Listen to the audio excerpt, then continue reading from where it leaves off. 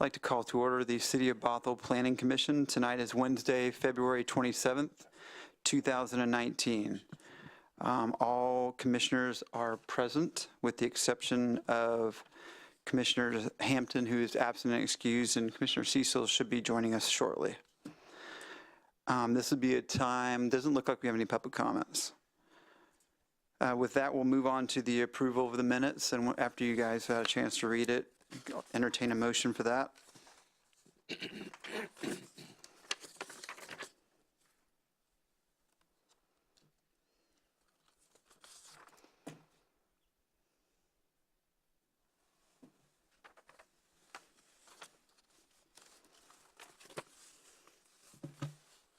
And move approval of the minutes. So there's been a motion on the floor to approve the minutes from our meeting on February 6, 2019.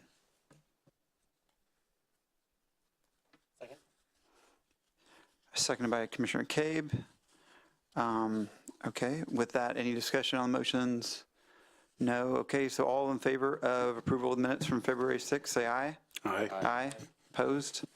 Motion carries. 4 commissioners present and Commissioners Hampton and Cecil absent. Let's see. So with that, we will go ahead and move into the public hearing. We had a study session last month, I believe it was, but tonight the public hearing is on small cell wireless concealment code amendments.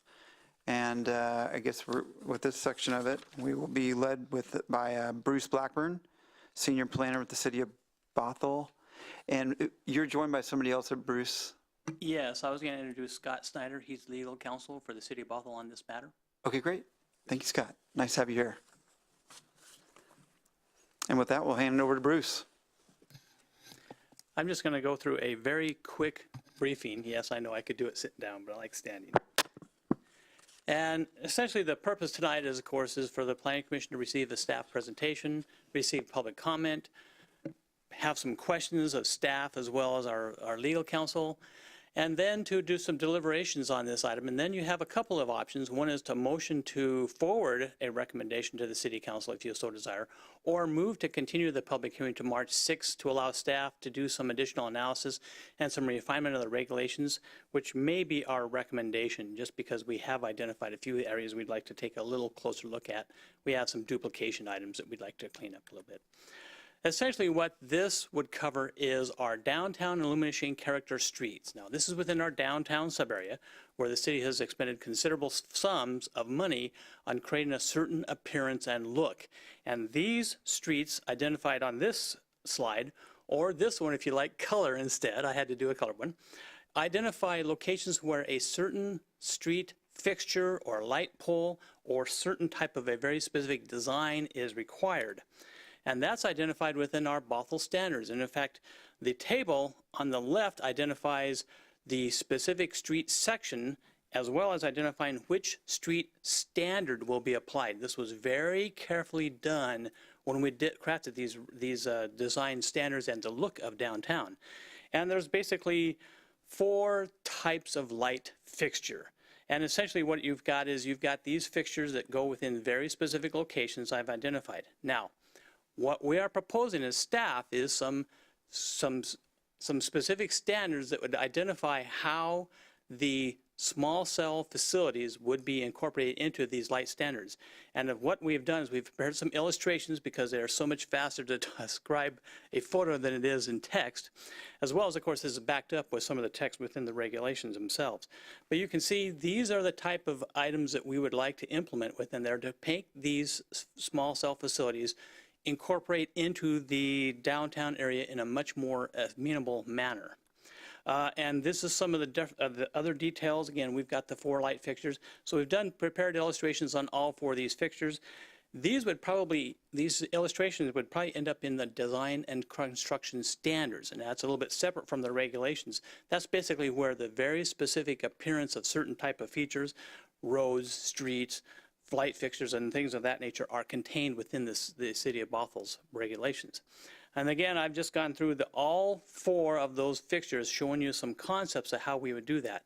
Now, a couple things that I want to identify here that I think is important for us to look at is that we're trying to get the height of the cell tower to the minimum necessary to achieve its purpose. Basically, there's a technical need for a certain height for these type of facilities, the antennas, but primarily to function well. And we're trying to set that so that it's not so high.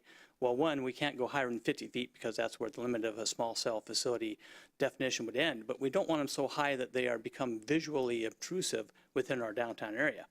As well as, of course, our desire is to have as much of that technical box, I guess you'd call it, some of the equipment box, underground as much as technically feasible can occur, as well as, of course, if you do have to have some on the pole mounted up high enough so it doesn't intrude in the pedestrian or rays and things of that nature. So that's what some of these provisions establish within these regulations. So this evening, we'd like the commission to take a look at these standards for the design district and identify whether this is something that the commission would like to have implement within downtown or identify some other options you may have. And if the commission would like to have some other additional options looked at, we would continue this hearing to March the 6th. So I think that I will call it good for my presentation right now. I've got some more illustrations if you so desire, but I may want to turn it over to legal counsel if they have anything they would like to add. Good evening. Scott Snyder, Ogden Murphy Walls. I've been working with your staff for some months now and rebooting after the the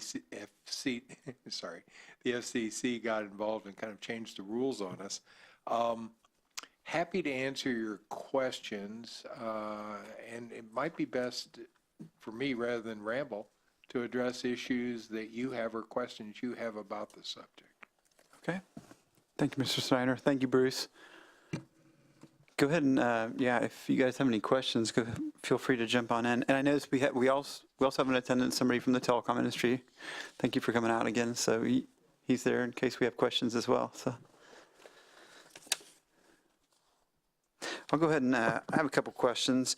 One of the ones that, Bruce, you just touched on that was going to be one of my questions. There's this 50-foot number. Is that kind of an industry-wide number?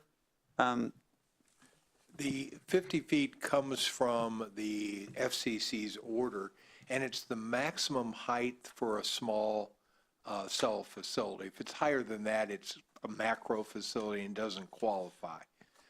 Typically, the industry would like to place and I'll defer to the industry representative, but typically at heights from 30 to 40 feet are optimum. One of the comments you received referred to one of your particular poles, which would max out at 14 feet. If I could just direct your attention back to the FCC order and federal law, cities can't effectively exclude cell phone companies from the community.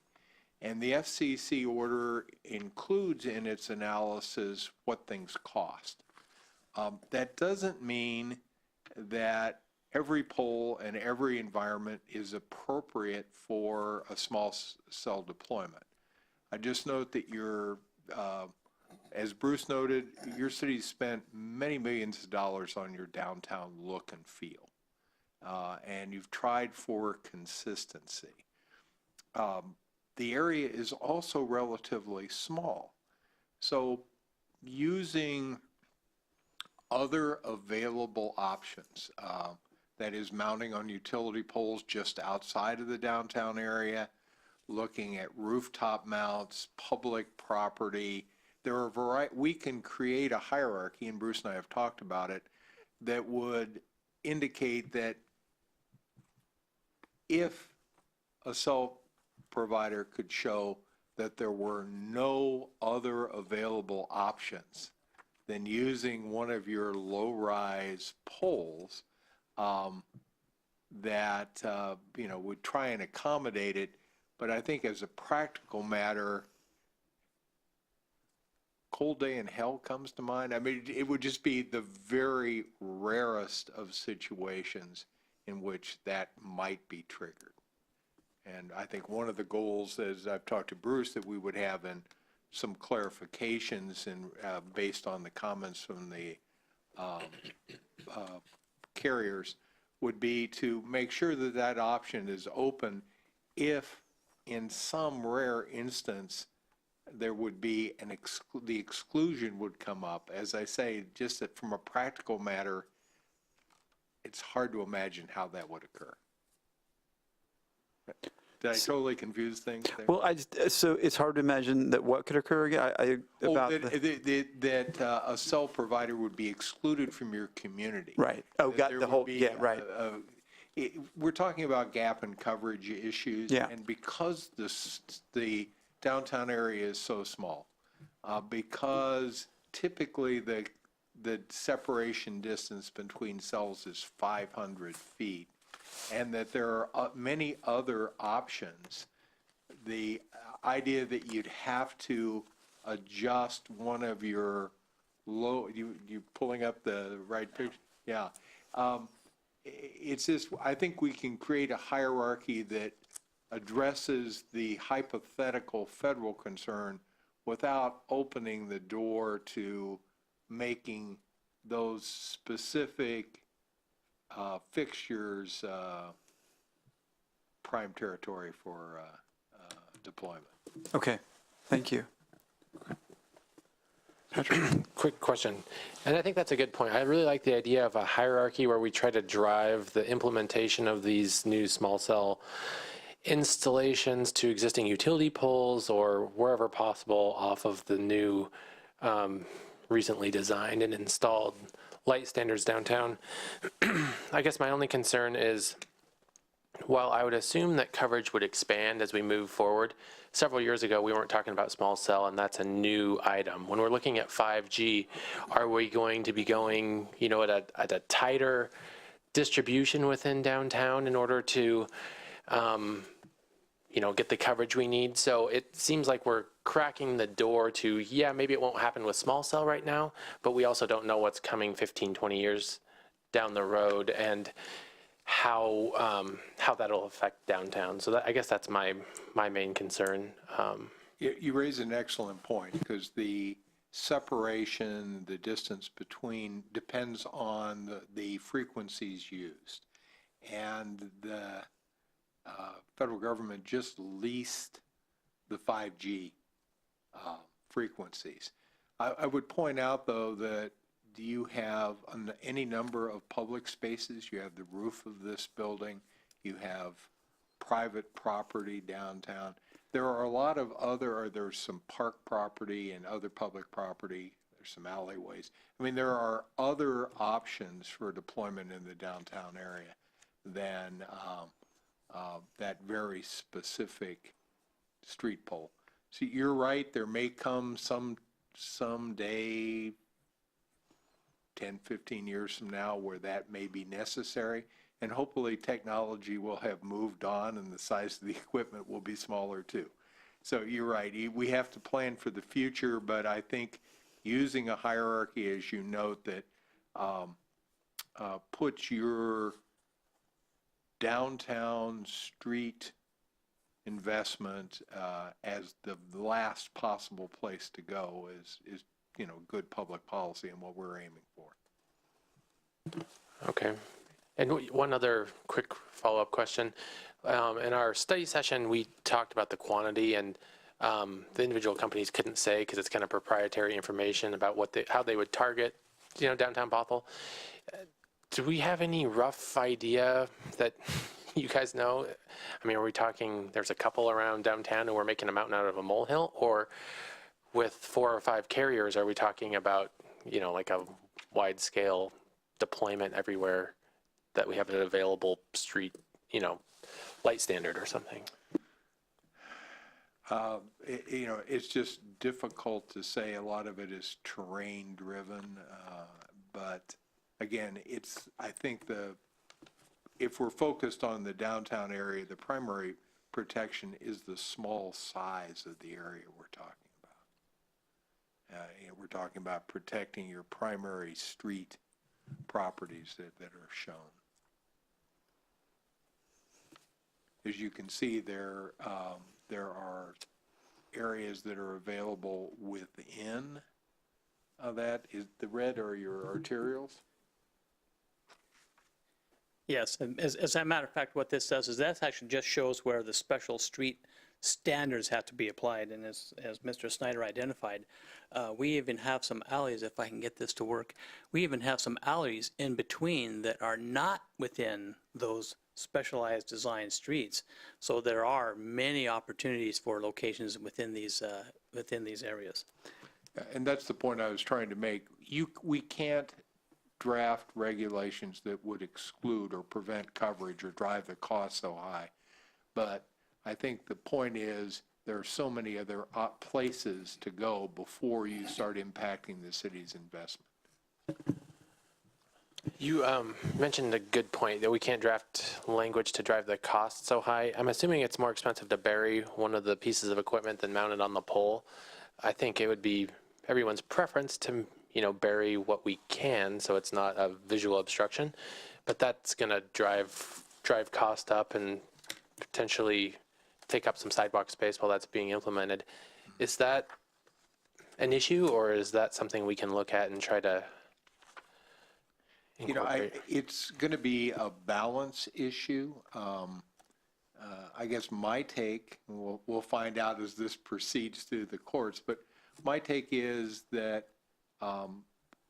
small costs are important when you're attaching to utility poles, because there are lots of them, and that's the primary environment for deployment. But when you get into an area like your downtown, where the city has an enormous investment, I don't think it's unreasonable, and I believe that judges would take the same view, unreasonable to expect an equivalent investment from the cell phone companies. And you mentioned undergrounding and vaulting. Bruce and I have talked about the use of street furniture, things like refuge cans that have equipment in the base and garbage on top, or park benches that have equipment cabinets underneath and are located near the poles. That can handle some of the equipment. If you can underground it, you could also put it in those sorts of facilities. So providing options to the carriers, I think, is good. Most don't like to go underground because of the maintenance problems, but street furniture are a good location. Locating equipment within the poles is an option. With your primary decorative designs, though, you have to be careful, because you don't necessarily want a base for a pole that's 5 foot high and 4 foot in diameter. Again, the tail wagging the dog. So how and where would this hierarchy be defined? It would be, we would add it within these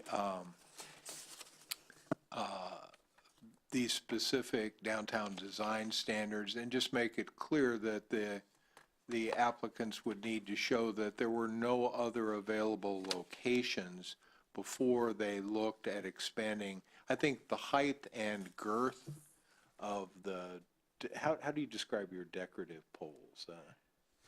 The low-rise decorative poles. It's hard. We actually have an octagonal shape within our decorative poles for the most part. So yeah, it's kind of hard to design that. And they also have a very ornate base to all of them for the most part. So it does make it a little bit more of a challenge to put that cylinder right there at the base, as it will look somewhat out of place.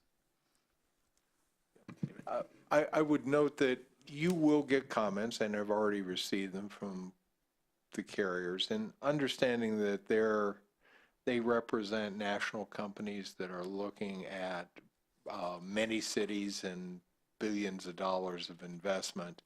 I think we should all be clear that areas like your downtown, and specifically these street standards, are going to be the last place that things are deployed. And as the commissioner noted, we need to be prepared for that.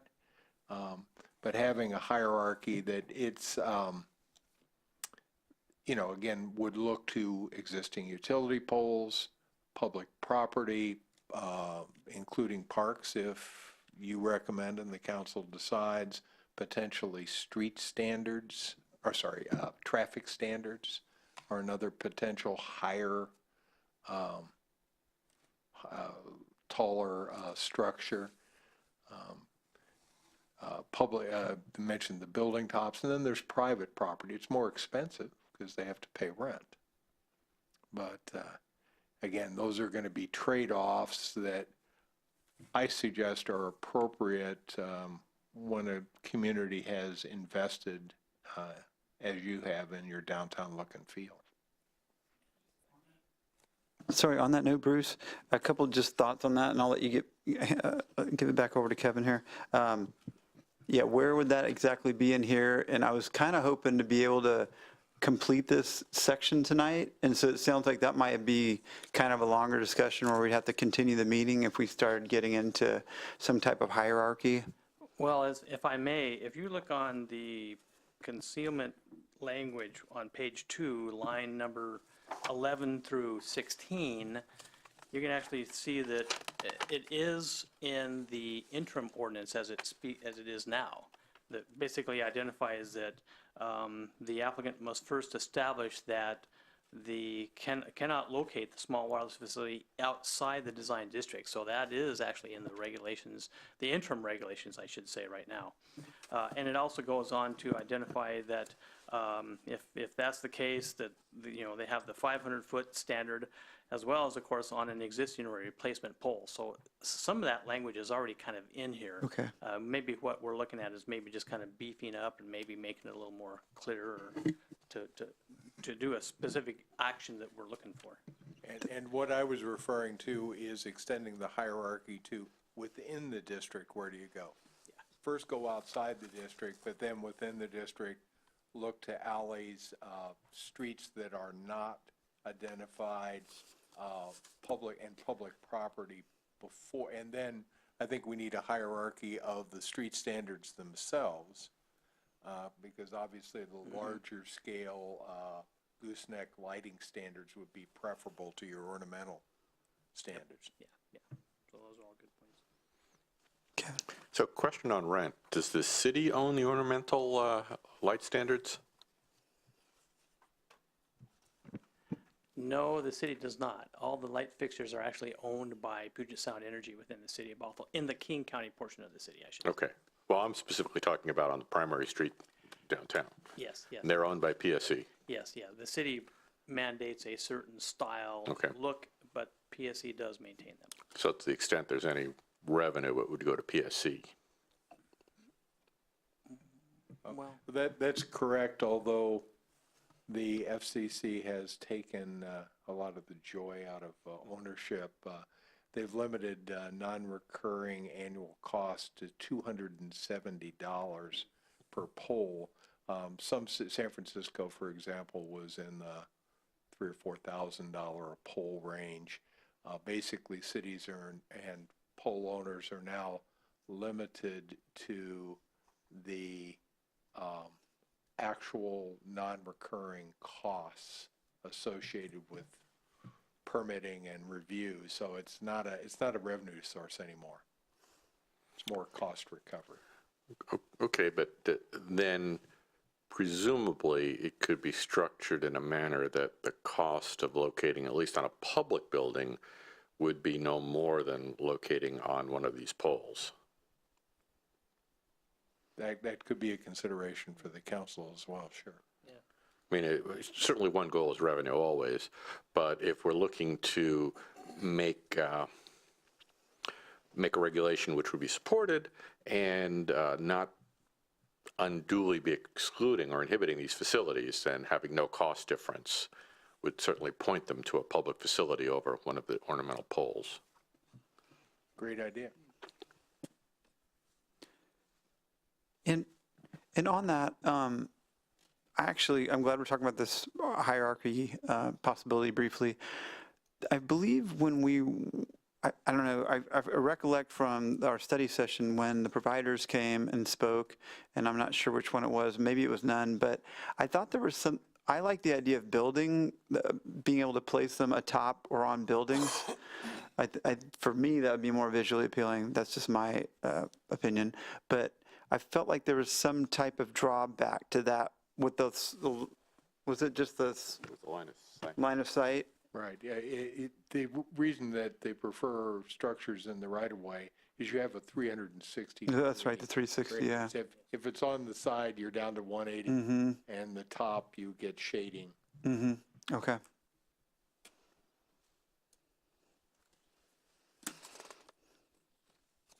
Let's see. Go ahead and just chime in if you have other questions. So we received this comment, Exhibit 1, from the Wireless Policy Group, and I'll confess I haven't read it. Came fairly recently. Has staff reviewed that, and are there any issues in here that we should take note of? Matt?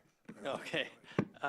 Just real briefly, we did get it this afternoon, so it was a little hard to kind of go through and have a detailed analysis. However, interestingly enough, one of the comments, I would say, dealt with a lot of the things within the interim ordinance that was passed by the council. And really, that's not before the commission tonight. We didn't notice the opening up the entire regulation. So they spent a lot of time on that, and maybe not to the germane topic. But there was a couple other items that they identified that I think are that are worthy of us to take a kind of a look at, to have a discussion. Okay, well, maybe there is some things in there that we could look into.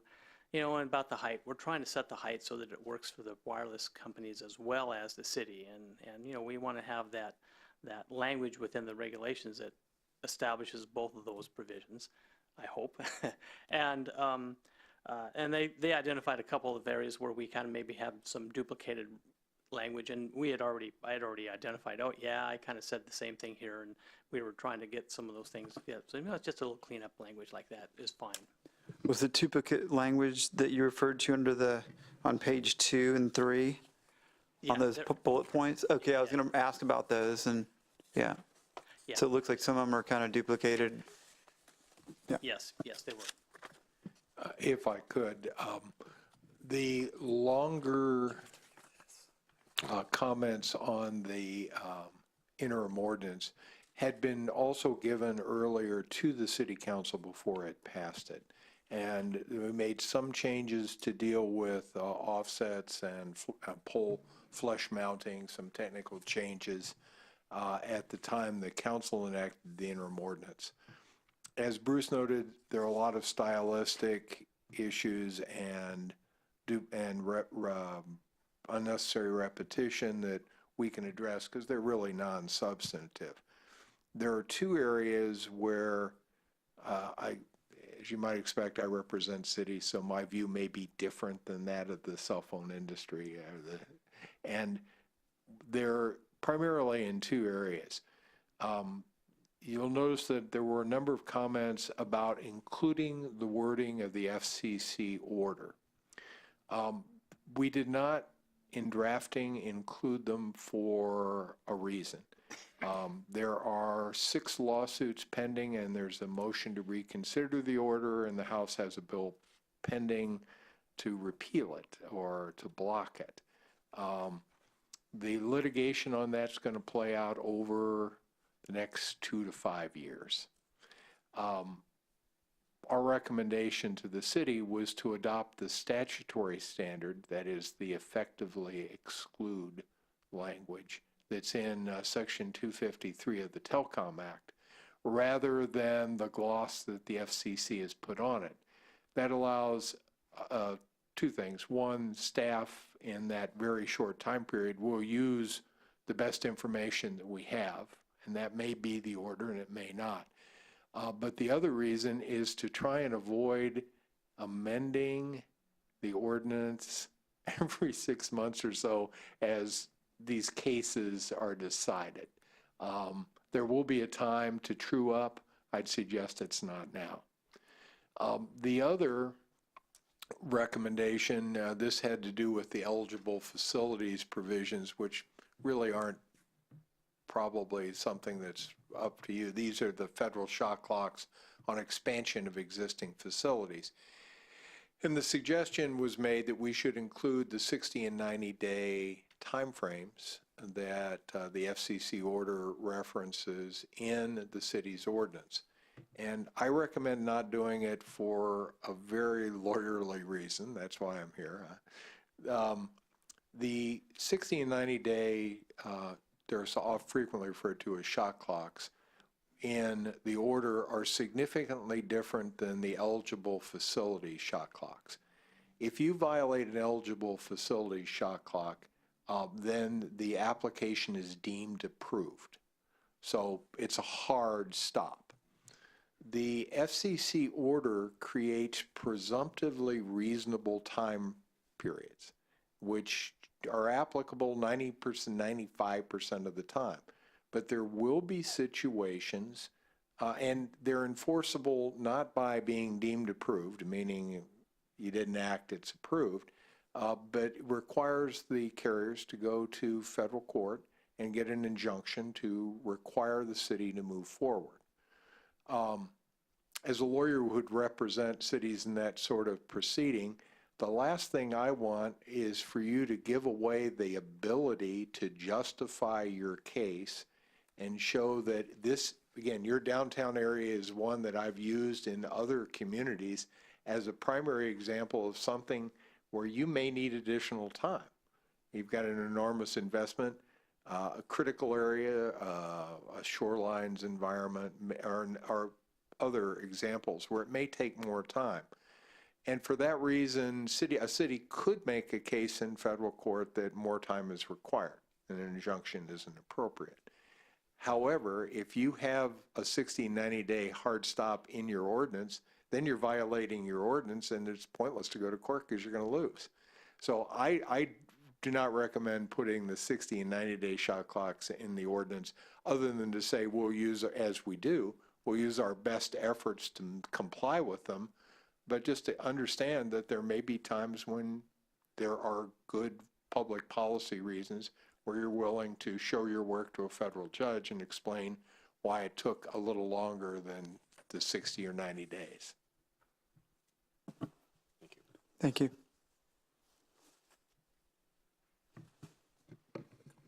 On page 6, lines 7 and 8 in the packet tonight, I think it might have been Commissioner Kiernan who made this statement.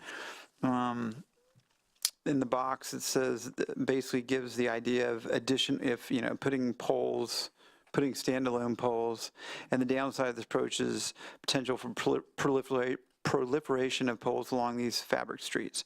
So I didn't really see another option other than so right now we just, at the option of just the poles in that box, just to put the additional poles without restriction. Well, the concept there would be that because of the construction of those existing poles, it would be really hard in our estimation to place some type of a facility on top of it. So likely what will happen is that they would have to put a new pole in that would serve the function of supporting the small cell wireless. Our concern, of course, there is that we've kind of identified a little bit is that you might have 5 or 6 poles that have light fixtures, and then 5 or 6 more poles with small cell facilities. That's an extreme case, probably not likely to happen. And that was our concern. I believe with the criteria, the hierarchical language we're going to craft here for the next hearing, this concern will probably go away because we're going to be focusing on those other areas. Okay. Thanks, Bruce.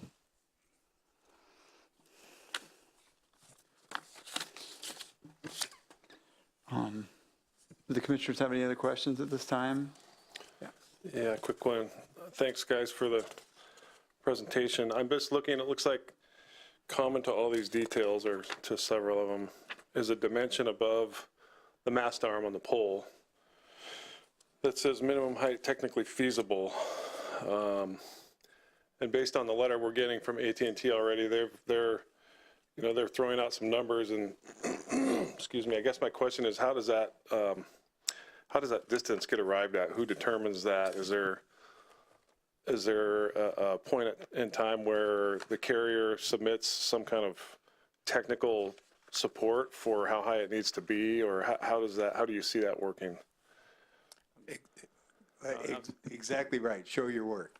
Yeah, and that was what I was going to say. Provide thus the documentation that demonstrate that that is the correct height to set for your facility. Okay, and then the city would look at that and determine whether they feel like that justifies the height that's proposed or requested? Yes, or else Okay. we would get maybe even a peer review. We do have that ability to have somebody peer review that okay. analysis to make sure it's consistent with what we're trying to achieve here. Bruce, I don't know if you can answer this question, but we have all these new light poles in downtown Bothell, and it's beautiful, and there's some manufacturer somewhere that made all those, and my guess is that we probably ordered more than we needed, and we may have some in a yard somewhere. How does that, and even, like I said, you might not know this, but how does that happen? If a car hits one of these and they got to throw it away and we need a new one, do we call the manufacturer again and they make a special one just for us, or is there, I guess what I'm getting at is the carrier going to go to the same manufacturer and ask for a custom pole likely, or how do you see that? If we're going to customize a pole, in other words, if we're saying it's not going to work on this pole, you guys have to produce a pole according to this detail. How does that work? And I guess I know what the maybe more importantly, is that going to be something that's cost prohibitive? Remember that the companies have billion-dollar investments and will be distributing, will be deploying small wireless in thousands of cities throughout the country. So they're buying tens of thousands of poles, and they, while each has a different palette, may buy from different manufacturers, there obviously are volume, they're buying in volume. So if we're talking about what I think of as the primary environments, things like gooseneck, large-scale aluminum poles, there are a lot of options there. And that's back to the question I think it was asked earlier. Again, if you're going to be in this area, if you want to be on one of the fabric streets or in your primary area, it's going to cost you more. And that's, I think, one of the protections. It's just, I think, my belief, and we'll see as the case law develops, is that the courts will consider cost in the context of the cost to the city and its environment and its investment, as well as the cost to the carriers. Thank you.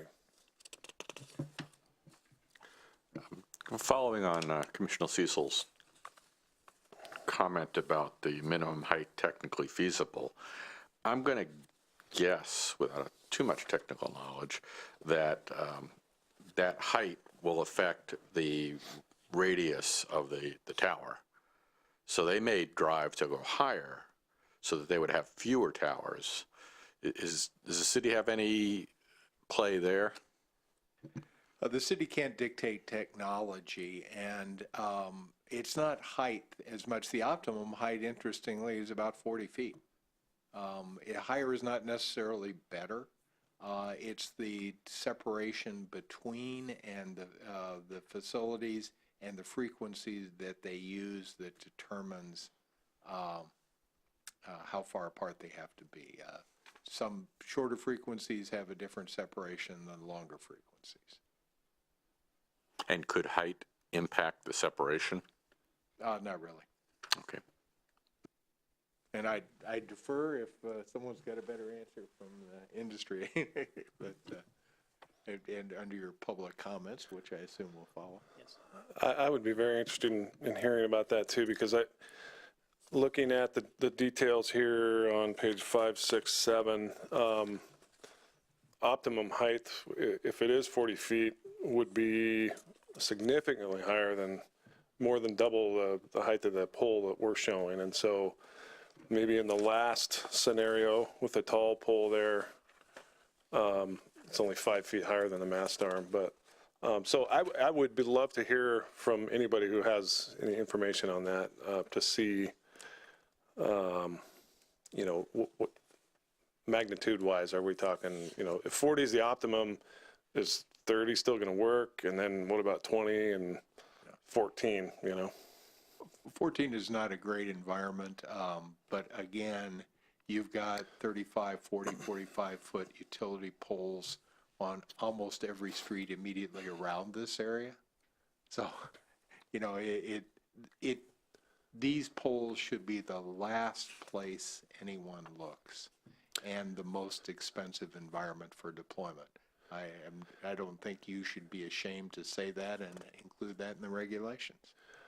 Yeah, I guess, I mean, I would agree with that. And I guess in addition to that, I would say I don't want to see a streetlight mast pole with the light at 25 feet and the extra extension at 40 feet. That to me seems ridiculous architecturally.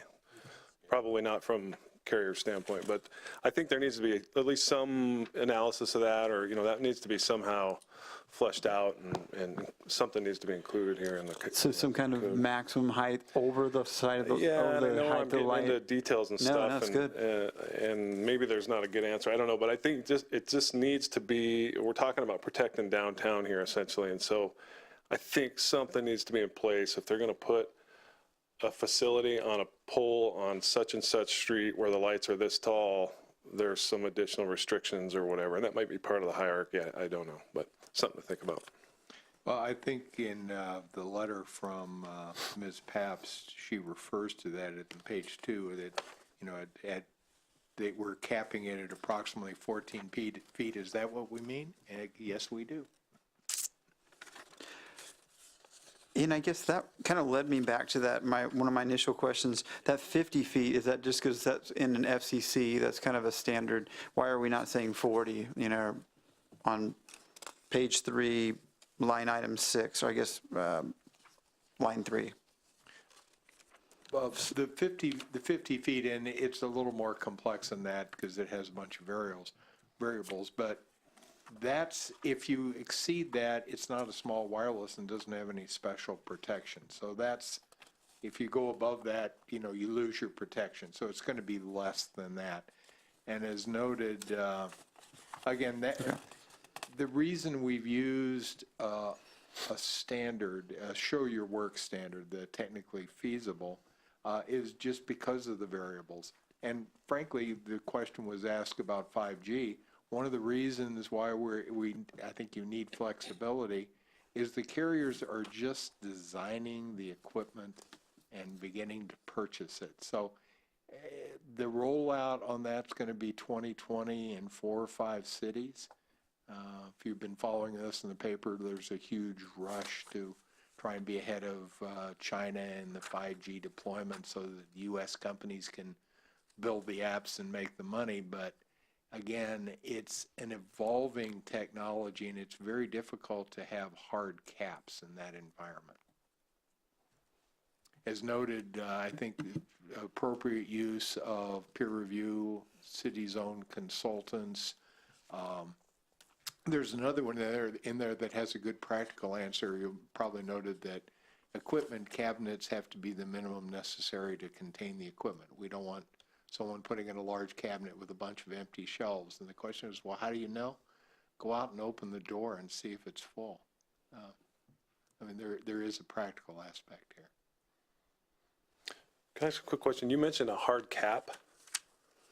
What does that refer to? Oh, I just meant to have, pick a number. Like a height, cap 42 height? feet or, Okay, you know. gotcha, I'm with you. Again, Okay. we can have objectives and we can provide, and if you've probably noticed, wooden poles are an example with pole extenders in the interim ordinance. You can go a certain amount height above the pole unless safety standards require more.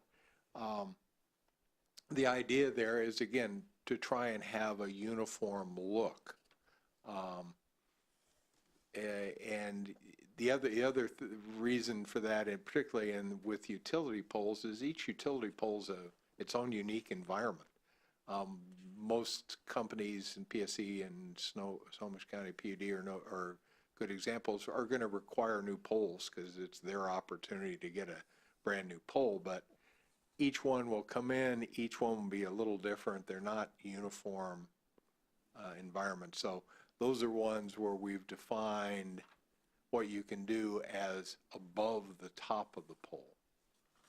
Again, the flexibility is intentional.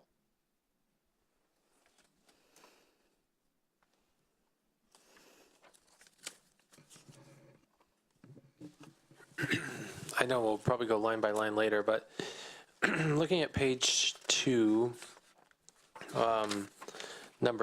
lines 29 through 31, I like the idea, Mr. Snyder, you mentioned street furniture as potentially housing some of the equipment.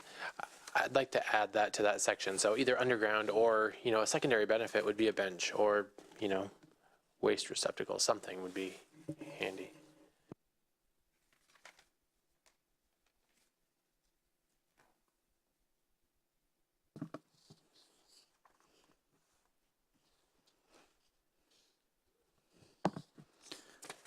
Okay, if there's no other questions, what we can do is we can still have some time to deliberate if you guys are okay with me. I was going to see if there's any public testimony. Is there any public testimony? Oh, okay. And if you could state your name again for the record. Thanks for joining us again. Good evening. My name is Devendra Maharaj with Verizon Wireless. My office is located in Bellevue, Washington. So good evening, commissioners and city staff. Thank you for this opportunity to speak tonight and provide input to this wireless code amendments. Verizon is very excited at the possibility of bringing this small cell technology to the city of Bothell. We took a look at the code and we had 3 minor suggestions to this code. Number 1 is that we request revisement to the shrouding language. 5G antennas at this time cannot be shrouded or covered in any way.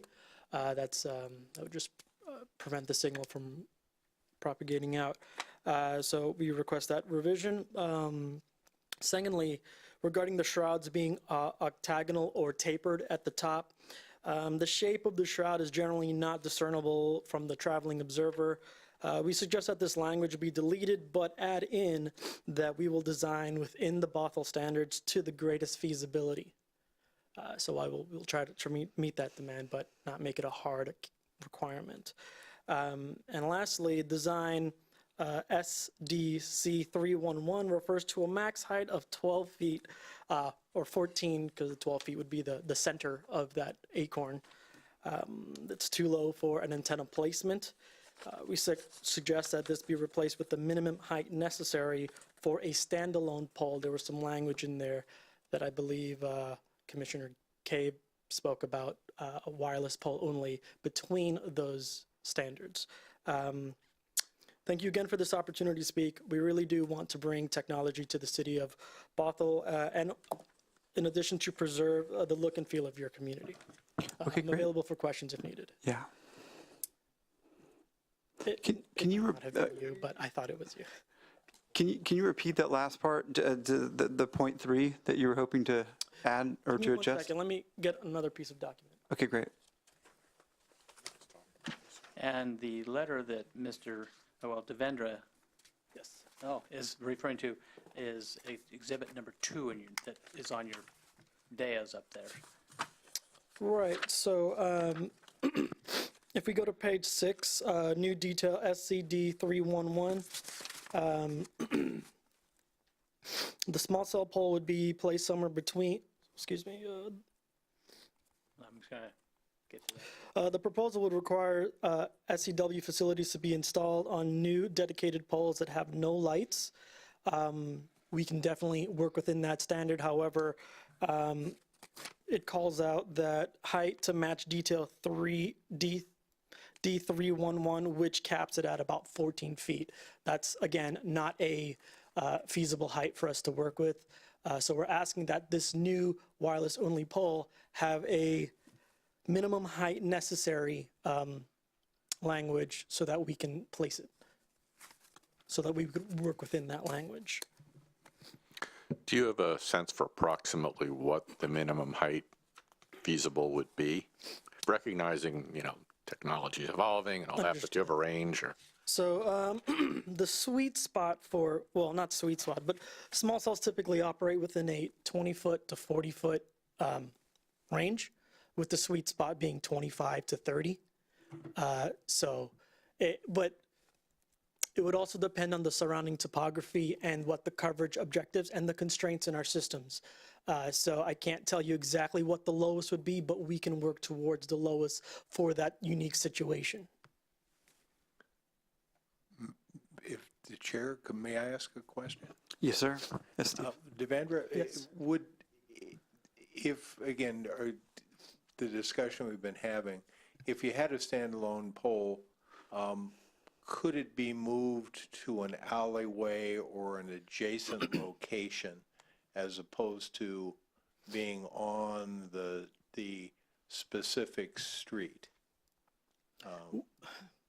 That, we're showing their design district. We can move the location a certain distance away from our target location and still achieve our desired goal. When you move it too far away, it changes. These systems work with each other, so as one drops off, another picks up. So if I move this one unit a block away, well, it's going to impact the other units around it, and I'm going to have to adjust those as well. So it's kind of, we have to work with the other poles in the area to see what can really fit our system. So yes, that might be a feasible location in the alleyway, but if it works for our system, great. If it does not, then we look at other alternatives. And I would just note for the commission, and tell me if please Sir. correct me, Yeah. is that the time to address this issue is as the deployment is being permitted, because the company will come in with 10 to 20 locations, and you're certainly correct that they would have to be moved, but the time to do that is at the design level, the system design. Correct. When we submit our applications for the nodes that we're looking for, the poles, excuse me, that would be the best time to adjust the design of those locations so that we can get a full design that works and move forward. The point I was trying to make is that having constraints within your downtown area that are known up front is not necessarily a negative. You would try and design around it in most cases, because I assume you don't want the extra cost. We want to work for the most feasible design. So I guess maybe stacking onto that, my mind is going to this. So how much of the system do you feel like, or maybe not feel like, how much of the system can be planned and designed before it's installed? In other words, do you have to install a pole and then install another pole and then it's not quite working, we need to move, that one's not working, or can you, based on a site visit or topography or whatever, can you actually project where you would like poles to be and where gaps would be? Yes, our engineers would be able to figure that out ahead of time to Okay. kind of figure out a design that would work best Okay. before implementing. So I guess here's where I'm going. Go ahead. If I could, and our application requirement requires exact GIS mapping and location, so everyone would know from the date the application submitted where the poles were going with precision. And likely, you're going to submit all those applications for the whole area at once, or no? It's possible. It is possible. We may separate them into two batches, depending on how things are going. Yeah. Here's where I'm going with this, is it seems to me it would be really beneficial and efficient if, as a carrier, you came in with your plan, submitted it to the city. Maybe it's part of a pre-app, or I don't know how that part of it works, but you submit it and the city looks at it and says, man, they got 4 of them on this street. Is there any way we can, and so have a little bit of back and forth so that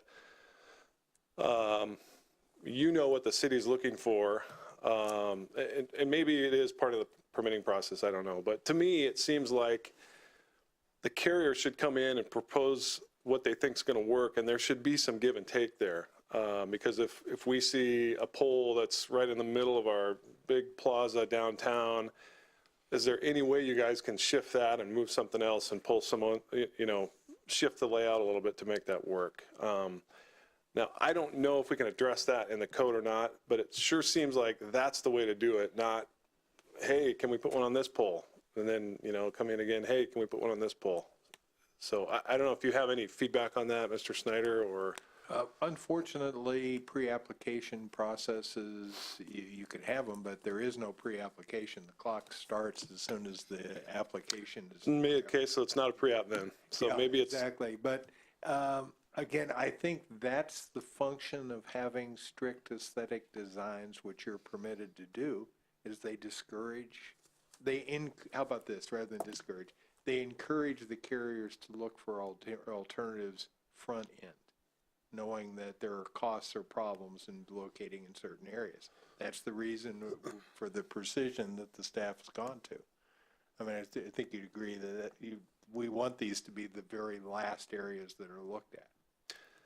I guess I'm kind of seeing the situation too, where if a carrier comes in with 2 or 3 poles in an application, or, in those applications, and they put them in, and they come in for another application for one street over, and we say, man, the city just does not want one there. And then the carrier says, well, the last one we put in is right there and we can't really move it because it'd be a gap. And so I guess I don't know if there's a way to ensure that we're looking at it on a whole network basis so that adjustments can be made before permits are issued for some of them. I'm probably overstepping the bounds here in terms of what the city's able to do. But in my mind, if I was the city, and I am kind of part of the city, I want to encourage them to come in and show me what they're thinking. And I want to be able to, as a city, to say, look, that particular location is not going to work for us. We need you to, so I don't know. I guess there's the good carrier, bad carrier answer. I found Verizon to be very responsive. An example, working with them in Montlake Terrace, which is in the process of creating a downtown. It's sort of the Dorothy Parker. There was no there for the longest time, and they're spending a good bit of money, as you have, to create a downtown area. And when Verizon came in for their franchise, which was parallel, we had that discussion about how the city was going to develop, because a carrier doesn't want, for example, in the Montlake Terrace situation, to come in and put its facilities on utility poles that are going to be undergrounded in a 2-year period. That's just an investment that they lose, and then they have to rebuild. So I found that Verizon, the major carriers, are thoughtful and do have those discussions. There are others that are less so. And unfortunately, you write code and laws to deal with the lowest common denominator. Thank you. So question, excuse me. Is there an issue between carriers? Is there a need for, Verizon is going to come in and identify what their network would be. T-Mobile's going to come in, they want to have a network too.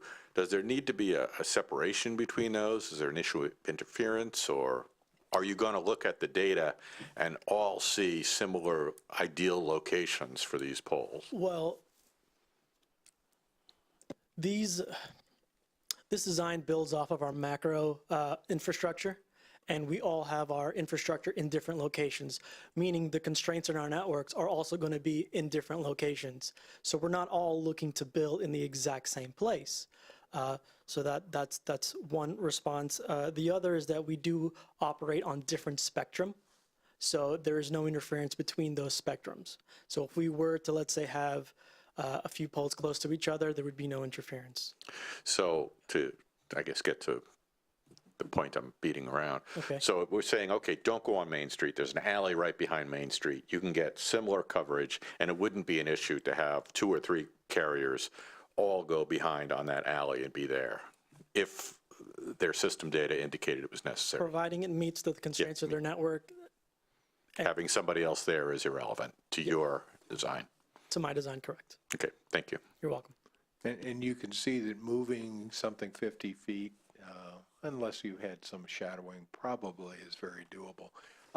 You did raise something, though, that relates to one of the comments. There was a comment about, I can't remember which of the carriers had noted, asking the reason for a short life on the permitting, that are a sunset. And I've talked to Bruce just now about making sure that we have a clear sunset on the permit life, something that, again, I love the evolution of an issue.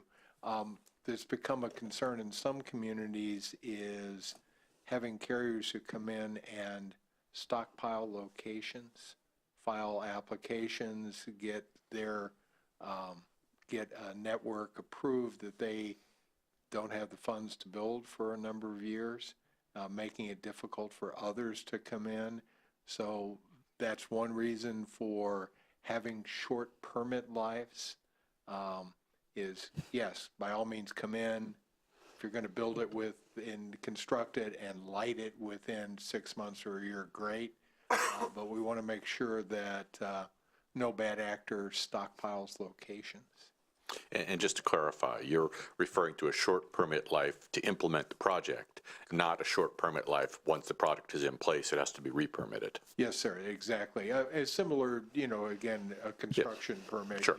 You get architectural design board approval, you've got to construct that within a period of time. Yes. Same concept. Thank you. Great, thank you. We may call you back up if we have additional questions, but I don't want to make you stand there too problem. long. But Thank you so much. Yeah, thanks, Devendra, and Verizon for being here both times, both at the study session and tonight. And I guess, is there anybody else? I think the other person is with the Shorelines Board for the discussion later. Thank you. So with that, I guess we'll close the public, or should we close the public comment? I think what you could do is you could suspend public comment for this evening.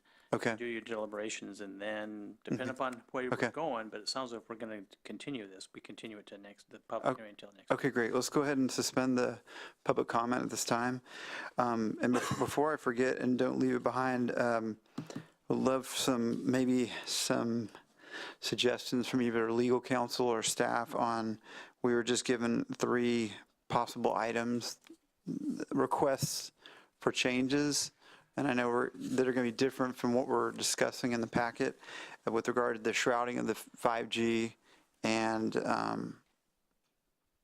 I guess the octagonal, Right. so. And I think what I would do is I would like to have the commission identify whether that shrouding and the octagonal, if there's some shape to the shrouding, makes sense for the commission concerning this area. And we can work to see if we can make that function. I'm always been a little bit leery about some of the provisions when we're talking about 5G, and some of those facilities have not been established yet. We know right now they can't have that kind of shrouding.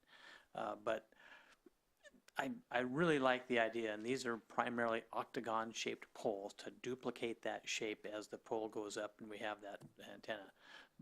I think what we'll do is we'll probably take a look at some of what our options could be as well. With respect to the first point about shrouding, we have at any number of points put in, the technologically feasible out, and we'll just make sure that could be applied to the shrouding. It's a reasonable request. If it won't work, we run into the same problems by, for example, requiring where possible street signage or banners for concealment if they'll work. So that one is first point I think we can address and is addressed. One of the other commenters had suggested that we make sure that language applies to all provisions, and that's on our list. The third point, I understood as the discussion not to be to change the 12 or 14 foot height to a higher height, but to provide for a standard location a standalone pole at an alternative location that would meet the needs. And again, that's where the hierarchy that we were talking about will come into play. And that leaves us with 2, which is what Bruce was just discussing, the octagonal shroud. Great. Okay, so with that, it would be, let's see, maybe we can go ahead and go through, I'd like to touch and also just touch on what the commissioners feel about the shrouding and the octagonal shapes, kind of like some ideas that you all might have on that. But we can kind of just move through the draft that Bruce put together for us. And we'll just go through page by page and just see if you have any questions about any of it. We'll start with page 1 then.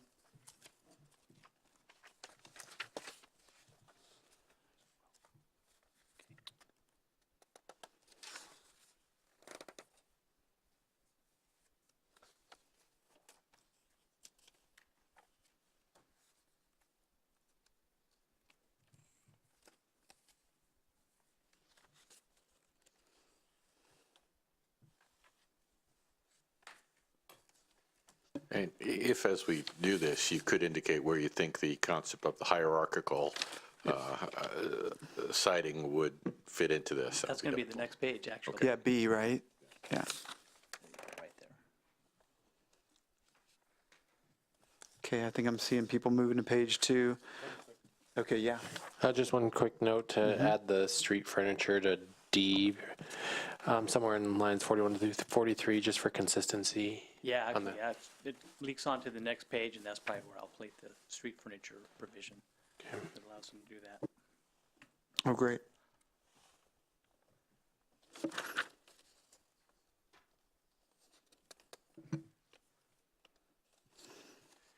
And so the hierarchy, Bruce, is going to fit somewhere probably under, like around line 16 or so, within B there on page 2.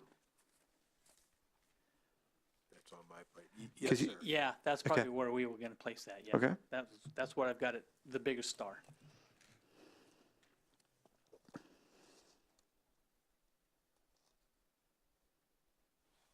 And Commissioner Cade, were you saying something about the street furniture under like line 30, 31 or that area? Okay. Same area. My question is just on the terms technical infeasibility. I think that's loose enough to allow us to adapt to technology as it grows. I'm just wondering if it's strong enough to direct them where we are trying to push them a little bit, meaning there's an area that there's not great coverage, even though, like Commissioner Cecil said, maybe it's our downtown plaza light pole that we all gather around. Is that going to be their preference? And through that stipulation, would they be able to go there? That's just a question. I mean, it sounds like they're great to work with, so I don't know that that's going to be a problem, but. Well, some are, some aren't. Verizon has been.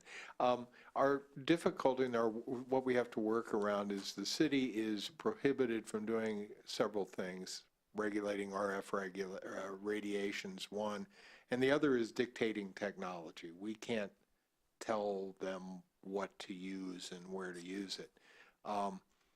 What I think is important to understand about your design district, unlike a lot of cities' districts, which are, you draw a circle and you have to be, or it's going to apply to it, your design district is really street by street.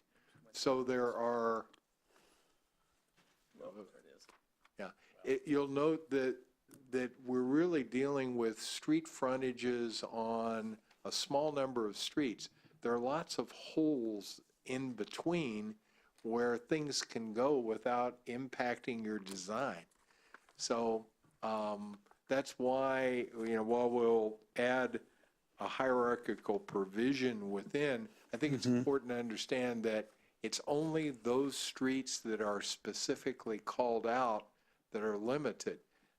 Areas immediately adjacent, an alley 50 feet away, a street around the corner is an environment that an ordinary utility pole can be used. So this is not as limiting as this may be perceived by one of the counsel for a cell company looking at this in an office in Bellevue. You know, it's just, you have to see the map and look at the area to understand you've got a lot of environment available for use.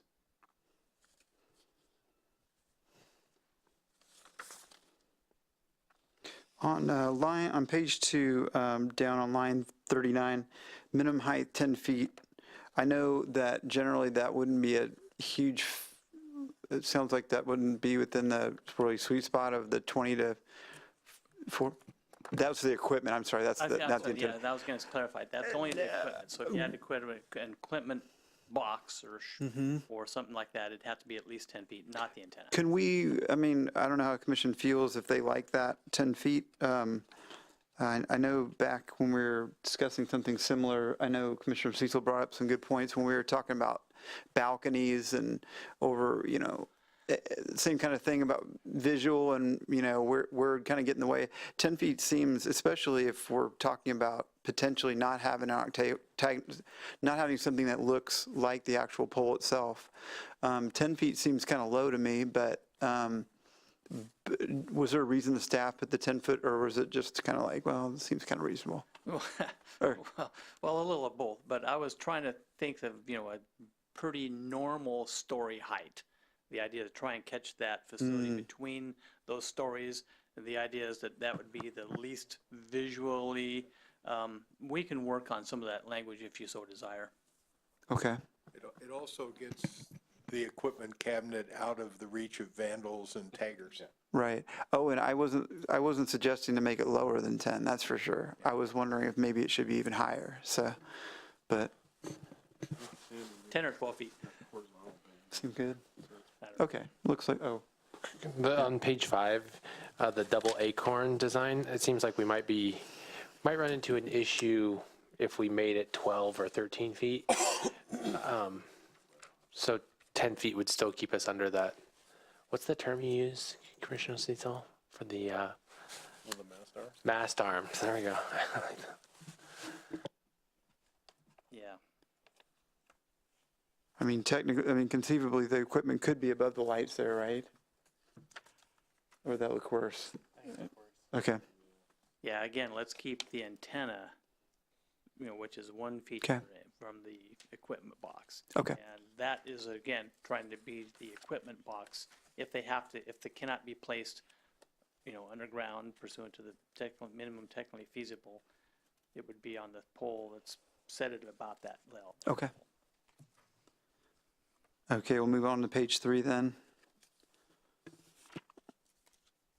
And then maybe you'll pick them out. I mentioned a couple in here that were duplicates, but you may have already caught all those.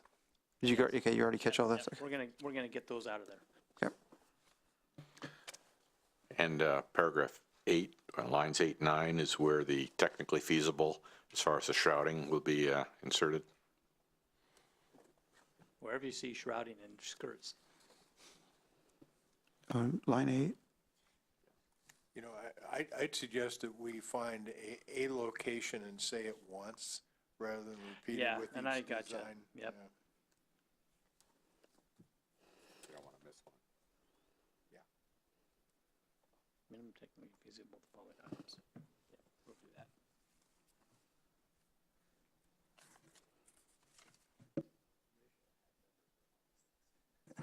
Well, remember, Did I miss it, or is there anything with regards to material, what the material of the pole needs to be made out of? Or pole, is it pretty much assumed that it's going to be a metal pole? If it's an additional pole? Well, within the Standalone. design district, it would be match that metal Okay, pole standard. It wouldn't be wood, but, will that be covered by your general? it should be in our design standards, yes, I'm sure it is, that these are Okay. supposed to be metal Okay. poles, so I'm sure, okay. Okay. all right, move on to page 4 then. We can go back if I'm moving too quick or.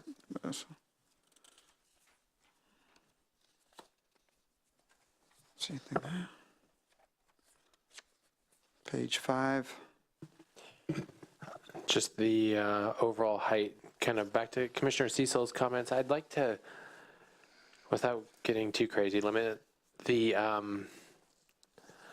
height that's designated by STAR, the minimum height technically feasible, to some percentage of the total pole height, I guess, the extension that we're putting on the top from the mast arm. So if we've got a 20-foot pole, maybe you can go a third again as high, and we can add the technically feasible aspect to it. But it'd be nice to try to define that so we're not doubling a pole height just to get the perfect signal.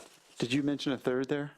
Yeah, Yeah, what I was that's thinking. kind of what I was thinking too. So I don't know. I mean, I haven't done a lot of research on it, obviously, but I don't know how that sounds to other commissioners, having it about a third of the height. Yeah. Commissioner Cecil, does that seem kind of reasonable, or are you thinking about it?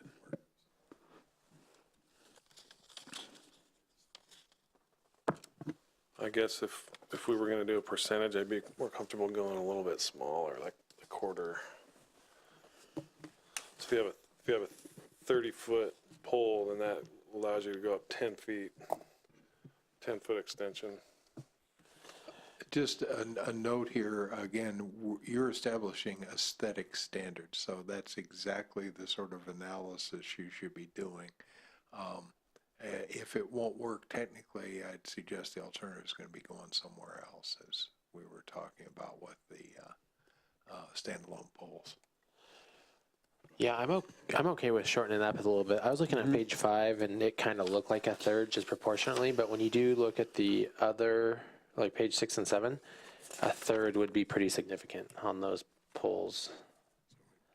Yeah, you're right. And maybe based on the pole height, we can just, instead of saying a percentage, we can just say this high.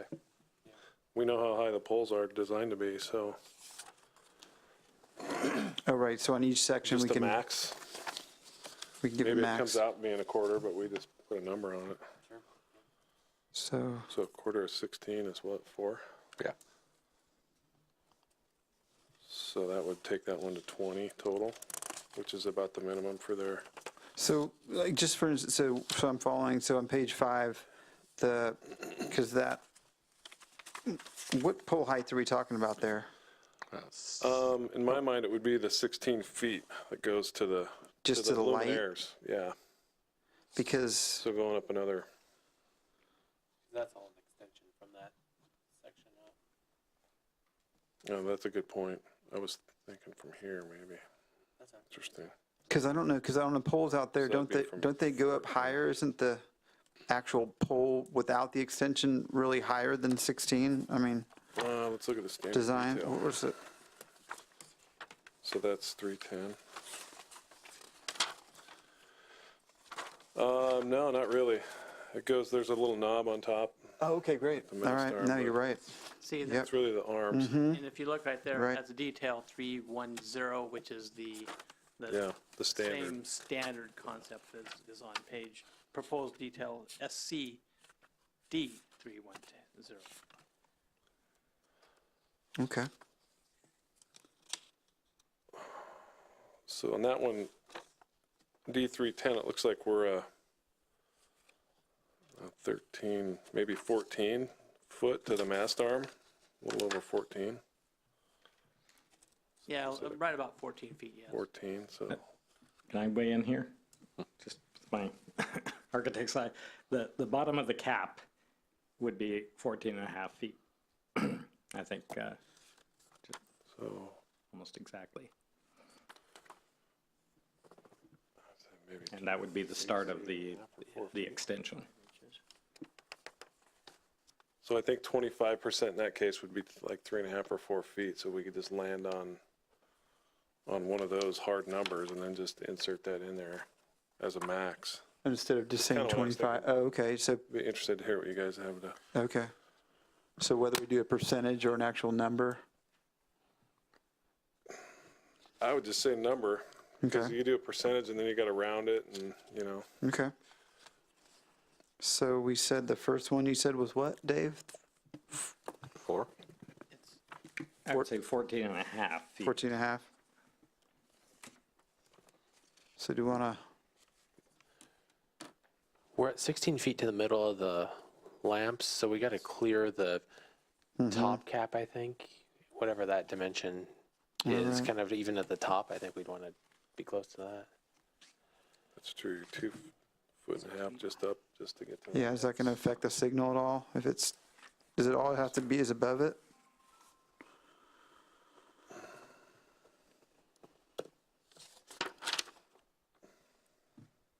Can I ask the commission a question? Yes. The illustration on page 5, Okay. does that appear too tall as drawn? Page 5, is that what you're referring Yeah. to? I don't know if it's to scale, but to me, if we could shorten it a little bit, it would look a little bit better. Yeah, I kind of. It looks like a small lampshade up there.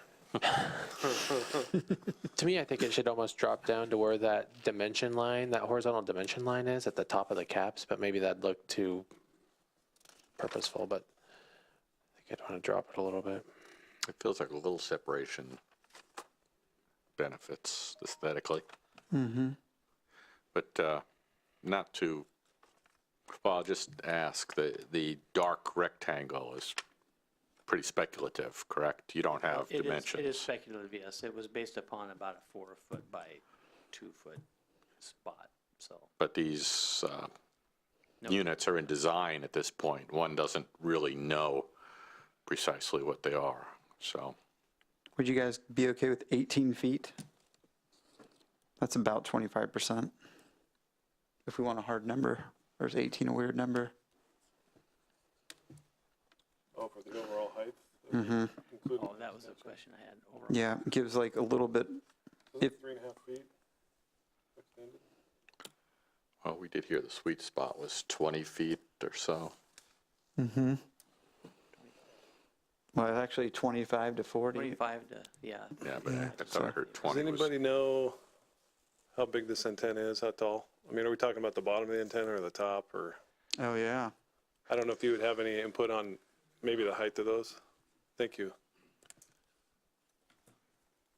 The approximate height of the antennas, we can say is about 2 feet. Okay, great. Approximate. They do vary with model numbers and such. And they're probably going to change, but They're going to stay. with technology. Yeah. And if while I'm up here, if I may, when we say a specific height, let's say 20 feet, we are talking to the center of that antenna, not the top. So it's usually called the rad center. And also, if I may, these acorns do come up on the side, which would infringe upon the 4 foot that you're trying to add. So we may need a little separation from those. Good, that's good input. Yeah, Thank you. So I'm wondering if maybe we want to set a height above the top of the luminaire, top of the luminaire with the bottom of the antenna, something like that. Does that make sense? It just makes sure we're up above the lights. Would it be helpful just to give staff direction when they're putting it together to, or maybe we should give them a number, but to basically, I think you get our idea that we're trying to minimize the height over, to make it kind of fit in with the rest of the pole and the design standards downtown, but we can also come to some numbers. I don't know if we can get to those right now, not knowing. Maybe we I can. mean, would it be fair to say that we want the bottom of the antenna to be, say, 2 feet higher than the top of the Okay, luminaires? And then you guys can do the math on that? Right.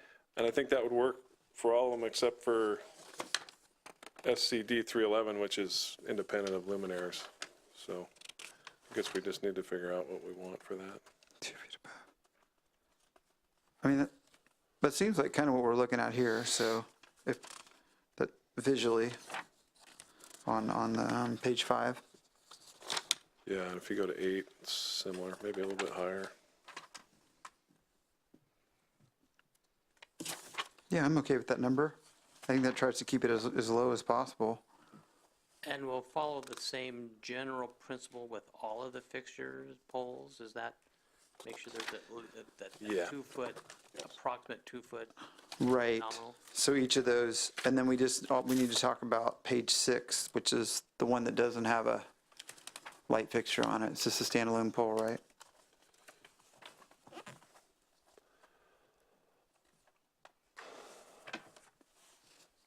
So we heard 20 minimum in terms of the carrier's preference, 20 minimum to 35, I think, was their sweet spot, but 20 is pretty tall for one of these. Do you, Bruce, have any recommendations, or Mr. Snyder, do you guys have any recommendations for, in other words, how much can we deviate from what we're hearing their optimum height is? Well, just a thought, the purpose of these poles are to avoid, wherever possible, altering your decorative lighting. So they serve a purpose. I mean, my suggestion would be allowing the 20 feet, but looking at the location. The hierarchy. Correct. Try to not, Around the corner in the alley on public property rather than, yeah. as, sorry. Could we go with like what we have recommended here, but if you want to make it higher, you have to kind of take it to off the main street? You know what I mean? Like what you kind of recommended here for us? Sure. And But if you again, want to go higher, it can't be, yeah, I think what's unique about your district, as I've said several times, is its street frontage. It's not a block or a 6-acre area. You can go around the corner or in an alley and be off of your decorative design frontage. So there are plenty of opportunities to use these higher poles without, in the area, without interrupting, having something startlingly out of scale. okay. So the other, I'm sorry, so out of all these details, pages 5 through 8 or whatever, with the exception of 6, all those details apply to light standards that are already in existence on a street somewhere, and they're going to be modified at the location that they're already at. Is that correct, Bruce? Generally, or upon a new street that's being developed. Okay. Within that, Gotcha. within the Okay. design districts that I've got someplace in. Or I would say on an existing street that hasn't been improved yet with the new Right. standards. Yeah, Gotcha. Or the French improvement. So the one on number 6, the detail on number 6 applies to a situation where the city may have some discretion or some, discretion as to if an application comes in and the city doesn't necessarily like a specific location that's proposed, they can give a comment back to the applicant and ask them to move it around the corner or whatever.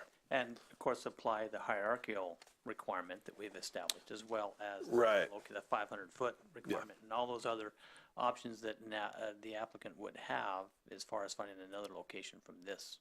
Because these are harder ones to do because they are very short. But what I think I've heard, to be Yeah, sure, you could do that too. lawyer here.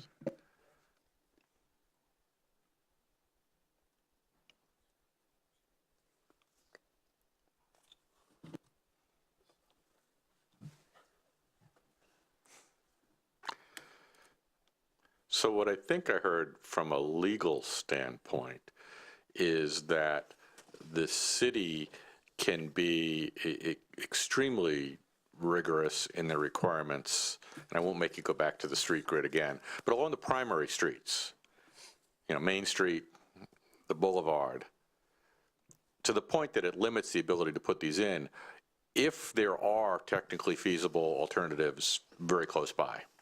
So if you jump right off of Main Street to the alleys on either side, and you can get equal coverage, the city could construct regulations such that they're not going to be on Main Street.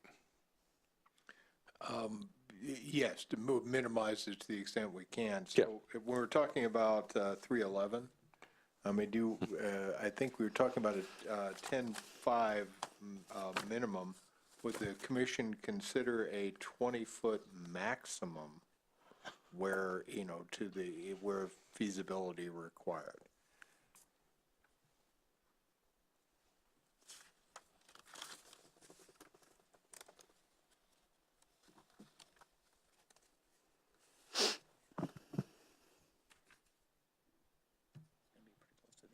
So this is a, So the idea that it would be on scale with 310. On the main corridor, not in an alley, but on the actual street. What was that, Commissioner Cade? Yeah. You okay with that? Yeah, I like applying that rule to maximum of 20 feet, matching kind of what we've done with the double acorn.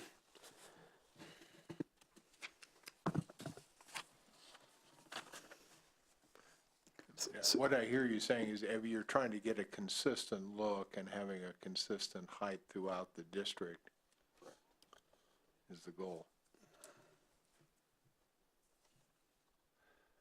So Is that maybe a way to go? Is that maybe it has to somehow match the other poles on that particular street? If it's on a street that already has light poles, that it's kind of commensurate with what the standard is on that particular street?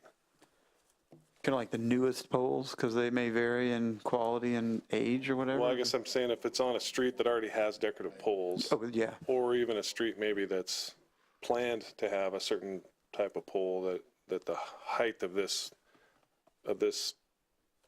utility or cell pole would be commensurate with the height of the other poles that are going to be or are already on that street. Generally consistent with other utility structures on the design corridor. Yeah. That sounds reasonable to me. Yeah. Because one of the goals here is that, or requirements from the FCC is that you be non-discriminatory with respect to other, not just other cell providers, but other utilities.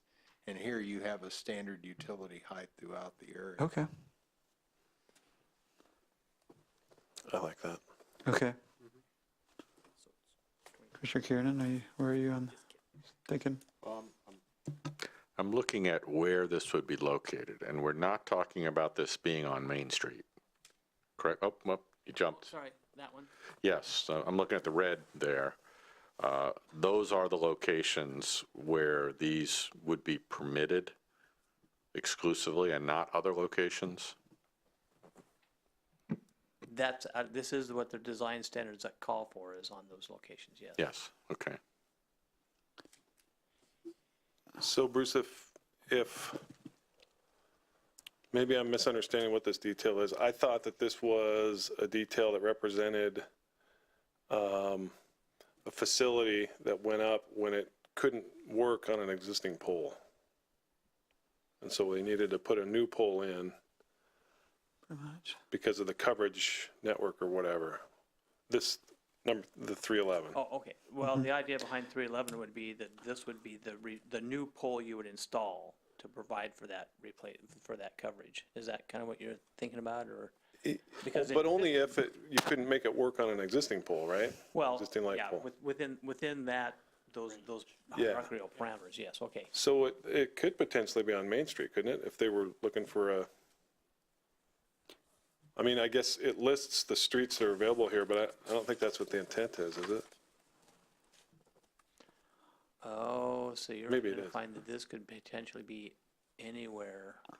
Well, was that's my what I question. thought when I looked at it and kind of read through it, but I could be wrong. Let's see. Any other designated 310. fabric streets? So I see the main street is page 5, right? That's Main Street, right? Yes. Okay. Oh. So So what do we do on Main Street then, Bruce, if we can't make it work on a existing pole? you just have to take it into an alley somewhere, is that right?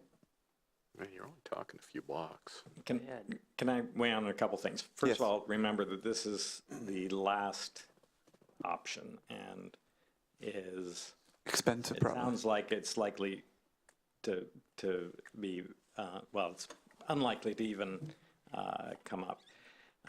The other thing is on Main Street.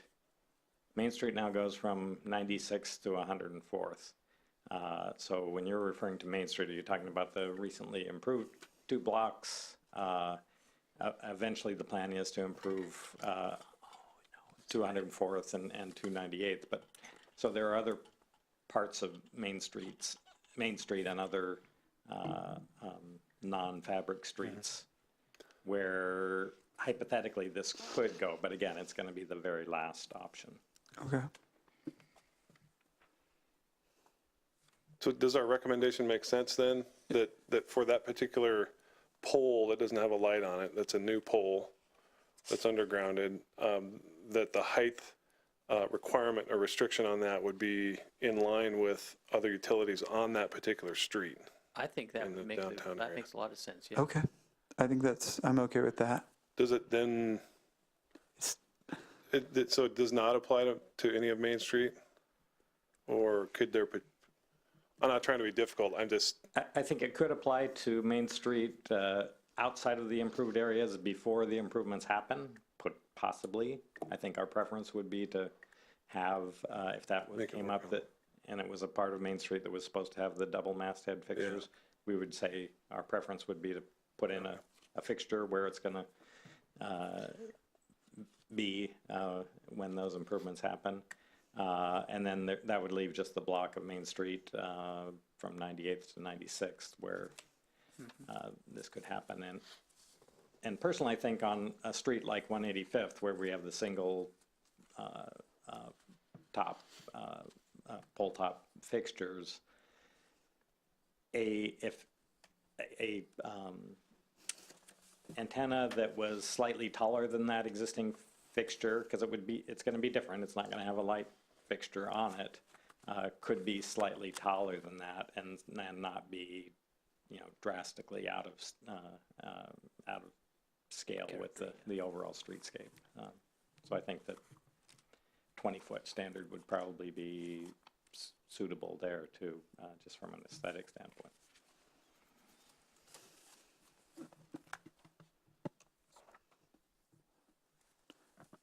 Okay, so our recommendation is to put a 20-foot cap on it in the district, is that correct?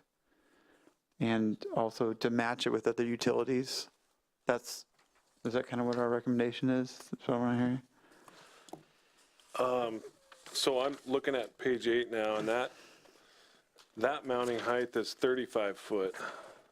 And I don't know what streets that's on. Yes, and in fact, I think that what we're talking about, the 20-foot height, is on detail 311. Yes. Not the others, because we do have some very tall light fixture standards within other locations in the district.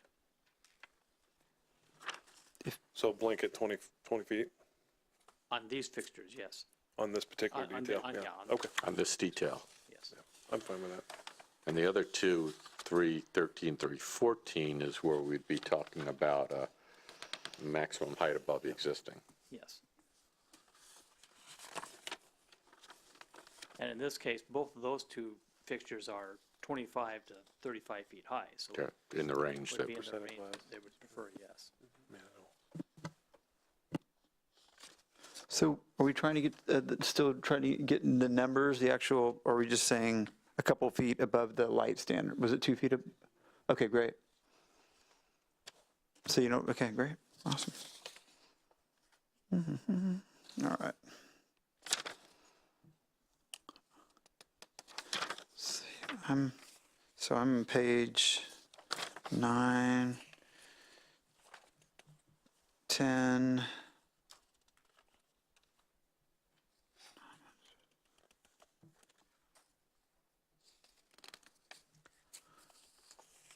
Where am I getting all this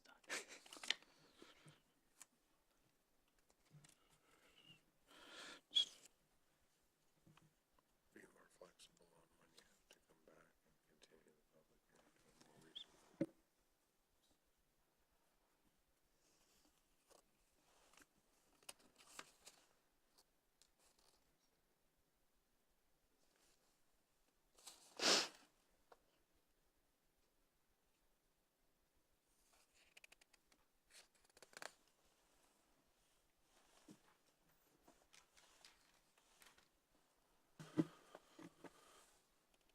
And just a general question, so on I unfortunately didn't look at this section of it as much as I should just concentrate on the downtown, but, a lot of that is, we were talking, oh, no, no, never mind. Sorry. Anybody have any thoughts on 10 or 11? Yeah, on 10, Bruce, lines 30 through 32, talks about replacement poles, which I think is the detail we've been talking about. Is that right?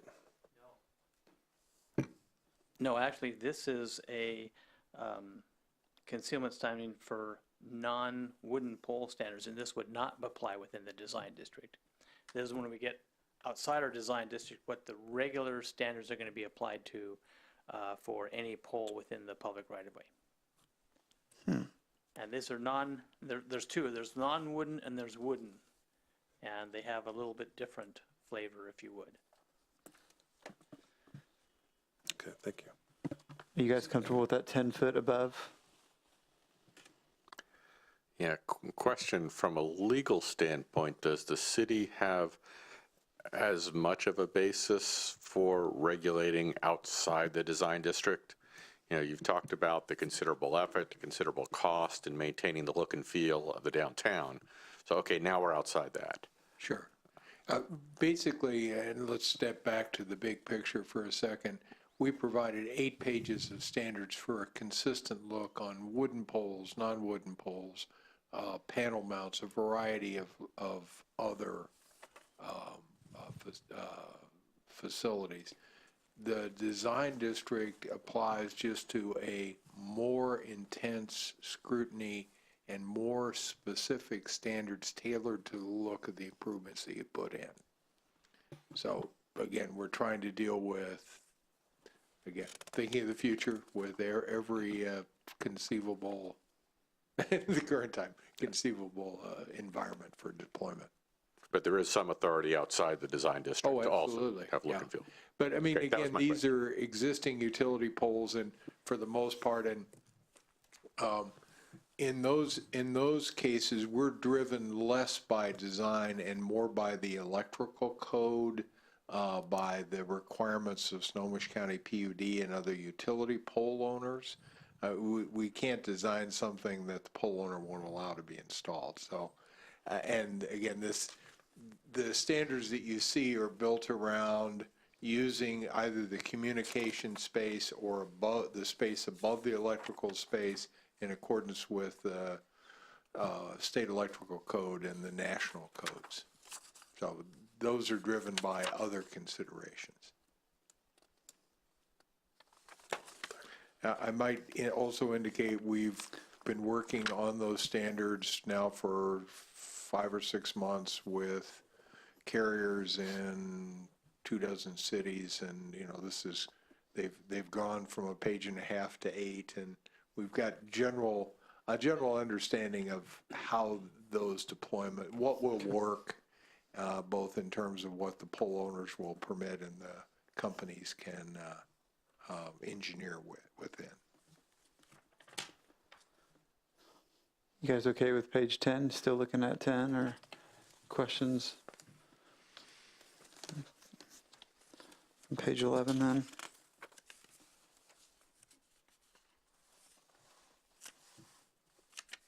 And so just to be clear, the 10 feet, when we're talking, we're moving outside the downtown, that maximum 10 feet taller, are a lot of those things is what you've come up working with the providers and working with utilities, and is that kind of where that 10 foot is coming from? Correct. Okay. I mean, you're talking about a space above an uncharged electrical line. Yeah, exactly. So, I mean, you're going to be working on it with the cherry picker Yeah. truck. I mean, Right. these are driven by safety requirements and OSHA. Yeah, worker Got it. safety issues. Yes, sir. Want that, good.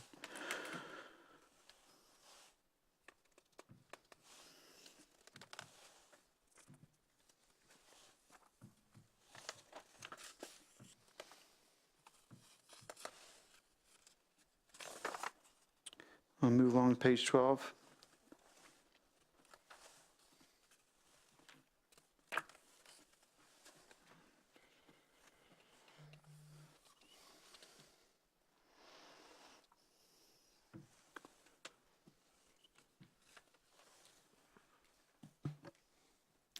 So, question, and I'm not sure this would arise at all, but we're talking about basically concealing these. There's not going to be a line of sight issue, would there? Safety? I mean, we're up high enough. I'm thinking maybe with a hill, or you don't want to obscure the roadway ahead either. It's great to hide this, but you don't want to hide it to the extent you're creating another issue. I don't think so, because as you identified, we'll be up to a height that's, going to be within the trees. Trees will probably have a more obscuring factor than the small cell facility.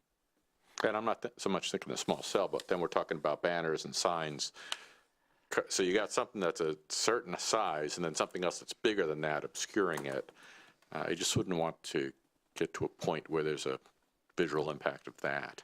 Right, and Trading one for another, as it were. and I think I hear what you're saying, and you could be right, but most of the banners are fairly small in scale in any event. So, yeah, usually they fit pretty well. We've got them throughout the community actually. Yes. So, yeah. Oh yeah, controlled by our sign code as well. There you go. All right. Thank you.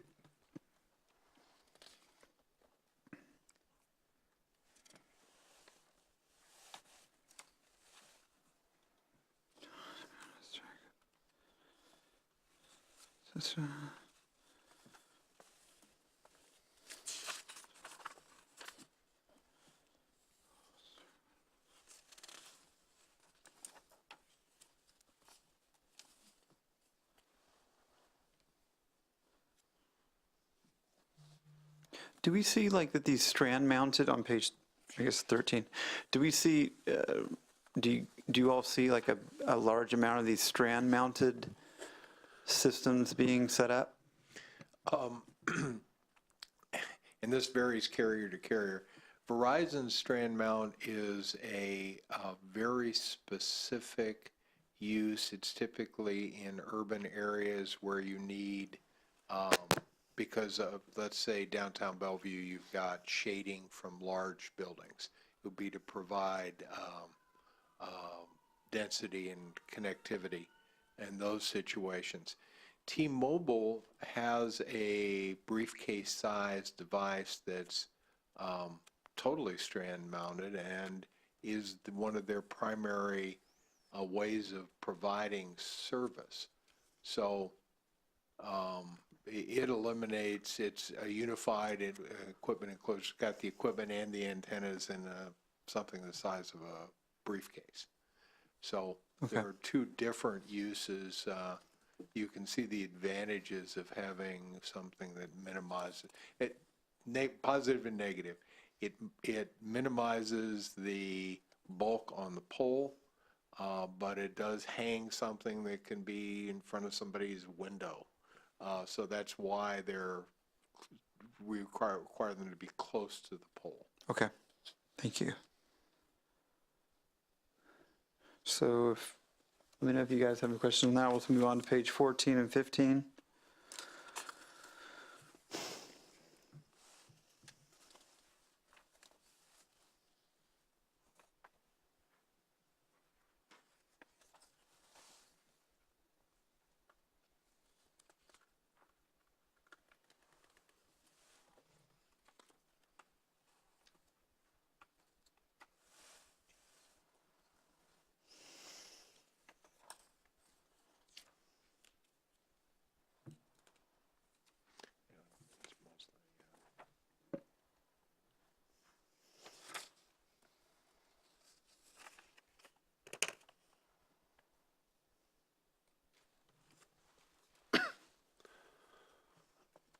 Bruce, I'm looking at page 14.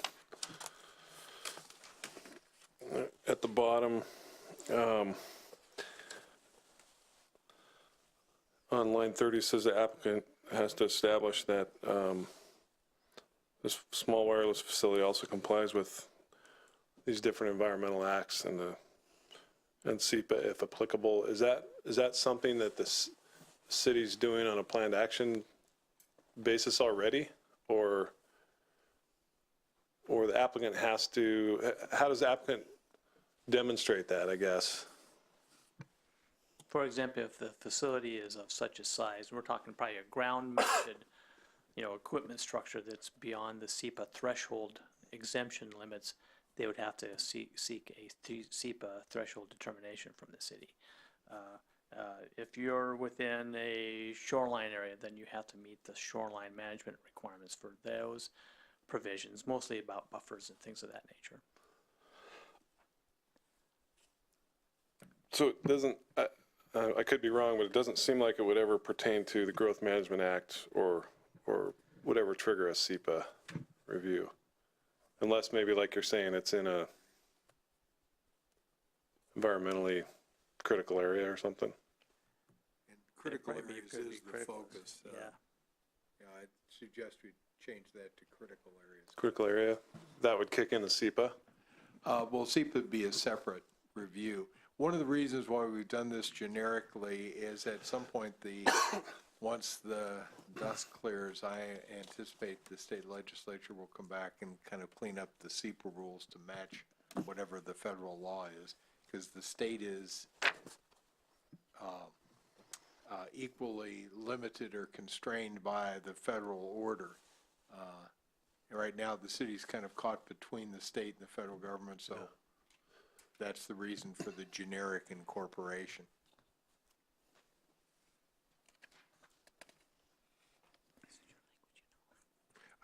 I don't.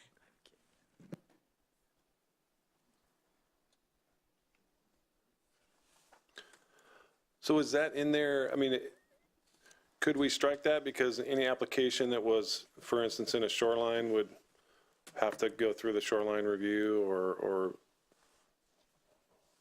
is that, are you saying that we're comfortable with that the way it is now because it's kind of what we've been directed to put in there or?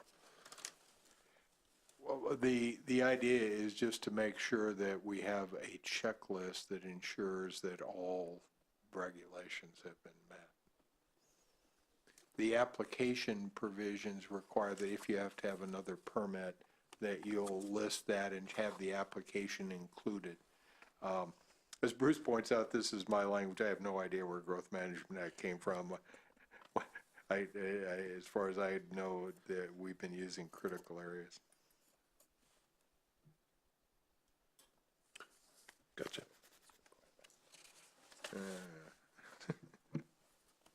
Sorry, go ahead. Okay.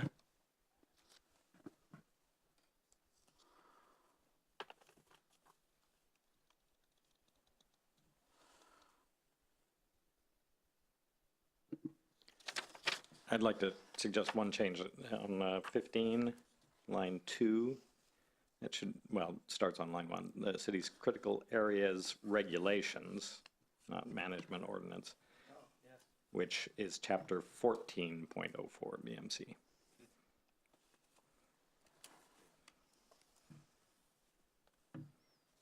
Oh, so that covers, I got you. Okay. We'll be talking about that chapter next.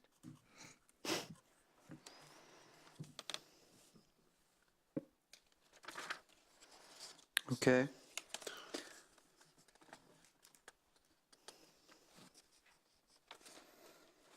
Let me know if anybody has any other questions on any of it, or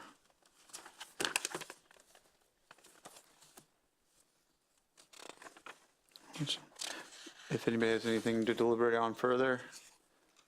No? No? Okay, I guess with that, we can officially close the public testimony. Well, actually, I was going to recommend that you continue the public hearing to March the 6th. Okay. I'll be honest with you, we may not have everything done, but what we can do is if we don't have something for March 6th, we'll just continue it to the next date that we have available. But I would like to try and stay on schedule as much as possible. Oh, okay, yeah, great. So, but to continue it, okay, yeah. to March 6th. Do we have anything else in tandem on March 6th? Yes, we're planning to report back to you on the council's approved 2019 planning Okay. docket. All right. With that, I'd love to take this staff's direction and go ahead and if somebody wants to make a motion, that could be on, maybe the alternative on page 2 would be suggested.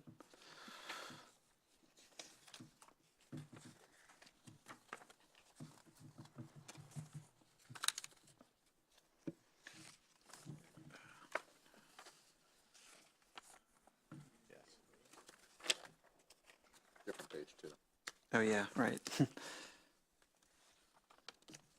Page 2 of the memorandum. I'd like to make a motion to continue the public hearing to March 6th to complete our deliberations on this matter. I'd second that motion. Okay, great. It's been seconded. Any discussion on the motion? No discussion. Okay, all those in favor of the motion as stated, say aye. Aye. Opposed?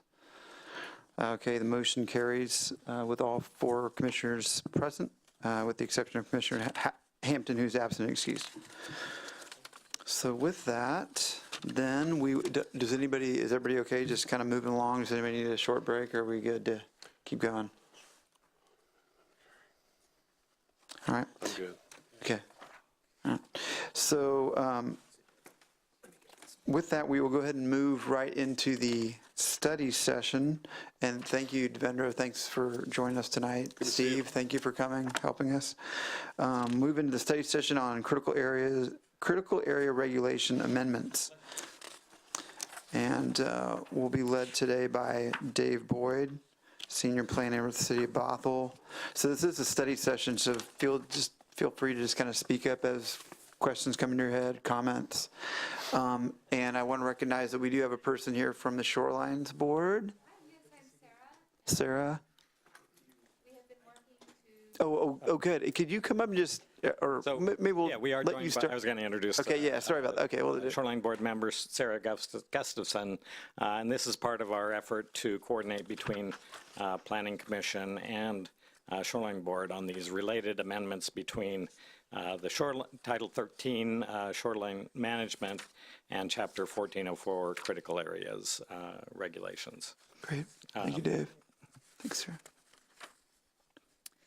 Hi, yes, I'm Sarah Gustafson, a member of the Shorelines Board, and one item that we have been working on in the Shorelines Board is how to allow for some kind of program that would have citizens who want to do development in a certain area be able to do that. How would you describe it, David? Yeah. Maybe Yeah. I can go ahead and give a brief presentation. I'm sorry, yeah, I guess I Need kind to get any of input jumped the gun. Yeah. from Yeah, okay, sir, so we'll go ahead and let Dave give the presentation first, yeah. Yeah. So, as I said, Shoreline, and this is a very preliminary initial introduction of this item, and we're doing this now because Shoreline Board is considering and actually already has considered some of the sort of parallel amendments that we are going to be considering in the critical areas update. There were essentially 3 items that were initiated by council, and the initiation goes back in some cases a few years, and these have been carried forward, and we're moving forward on them now because we have the chance to do it together with the Shoreline Master Program update, which does have to be done by the end of June of this year. The critical areas code amendments don't have that deadline, but again, we want to coordinate the 2 efforts. So the 3 things are we need to align with FEMA, Federal Emergency Management Agency guidelines regarding floodplain management. And there's not a lot in your packet about that for tonight because we're still doing some research on that. We're planning to adopt the latest version of the Department of Ecology wetlands rating system, which is being done in parallel with the Shoreline Management Program, and that's essentially most of the amendments that included in the packet tonight are just sort of a translation of the shoreline management ones to the critical areas regs. And then the third thing is to clarify regulations regarding fish and wildlife habitat within the critical areas regulations. And that has to do with definitions, and it also has to do with titles of sections within the critical areas regulations. For example, in the definitions, we have a definition for water courses. The definition for streams reference, it says see water courses. But then in the code, water courses is not used very extensively. And the section of the code that deals with stream buffers, and that's the most common kind of question we get from an applicant or a homeowner says, well, I've got a stream next to me, what can I do there? Well, you go into the code looking for language guidance on stream buffers, and there isn't even a heading that includes the word stream. The heading is habitat areas. The suggestion that we're going to make is to add that, including streams, to the heading, so that somebody scanning through essentially the table of contents, the first section of the critical areas code, will see the word streams if they're looking for stream buffers. The other ones, we're still sorting out exactly how best to deal with the definitions and the term water course. My initial inclination, I want to get feedback from Department of Ecology and others, is to reverse it, include a definition of streams, and then to the degree we need to even address water courses, say see streams, because right now they're intended to be interchangeable, and I think we can clean up some of the language and use a more commonly understood term throughout the code. So with that, what I've included in the packet tonight is attachment 1 is an update of a guidance document. I included a link to the 2016 Department of Ecology guidance for critical areas regulations updates. In 2018, they modified that guidance a little bit, and instead of including the whole 65-page 2016 document, some of which is relevant, some of which is not, we included just the 2018 guidance, which is on point with the new wetland rating system. And we essentially have, as I stated in the memo and in this attachment 1, we have the option of just adopting the ecology model ordinance there. Or we could go back and tweak our code to comply with the new wetland rating. But we really don't have the first option unless we really want to go backwards and throw out all of the work that was done previously to, through analysis of best available science, come up with wetland buffers that made sense for Bothell's urban or suburban context. So that was done in previous critical areas regulations. So if you looked carefully, you would notice that in the model code has much larger buffers than our current code. And I think if we tried to go backwards to those back to much larger buffers and ignore the previous analysis, which justified the buffers that we currently have, that we would get a large amount of pushback. So the option that we're recommending that we go forward with is the one that's, well, not exactly what's included in attachment 2. Attachment 2 is just kind of the first shot at changing the rating system on, let's see, on page 7 of attachment 2. The habitat scores have been altered. So what was a habitat score of 20 before is now a habitat score of 5. So just by modifying that table from 20 or greater to 5 or greater, and less than 20 to 5, less than 5, then we will have incorporated this new rating system. There may be some other changes that we'll need to make. I have shared this draft with our ecology reviewer, but haven't gotten specific feedback from him yet. So we'll come back to you on March 20th is when we're scheduled to have a public hearing on this with that input. They've also said that there are other references to documents that need to be updated. Some of those we've updated through the parallel changes that the Shoreline Board is making, and that we're using our consultant to the Shoreline Board to help us with. But there apparently are some additional references that do need to be updated. So, in a nutshell, that's what we've presented to you tonight.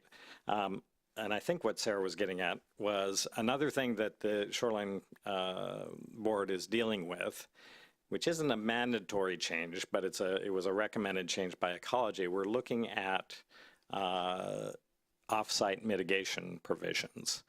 And currently, the code says that, and other mechanisms for doing off-site mitigation, including fee and lieu payments.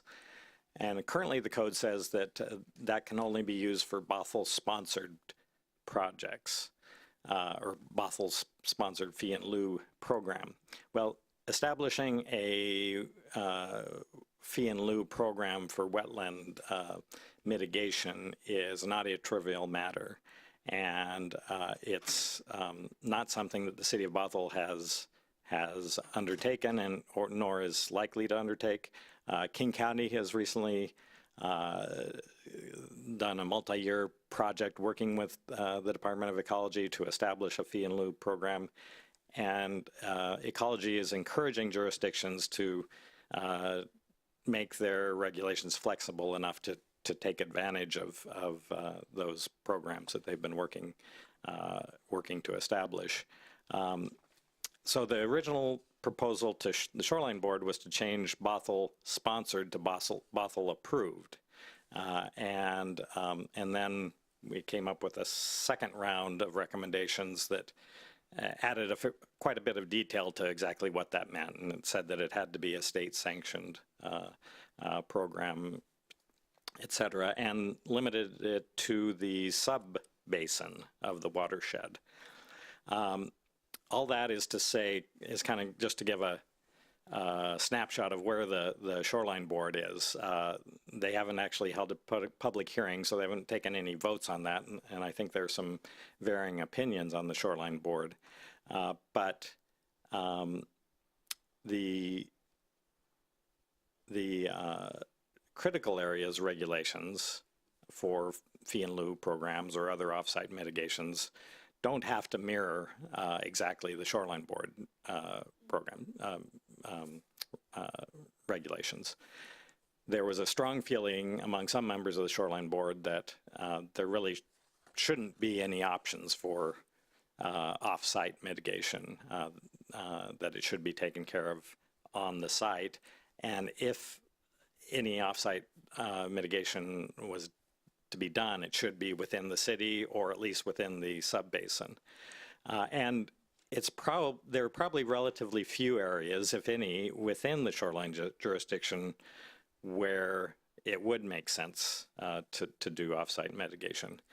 Once we go outside the shoreline jurisdiction, there are more what you might call marginal wetlands and that may substantially impact development on a site, and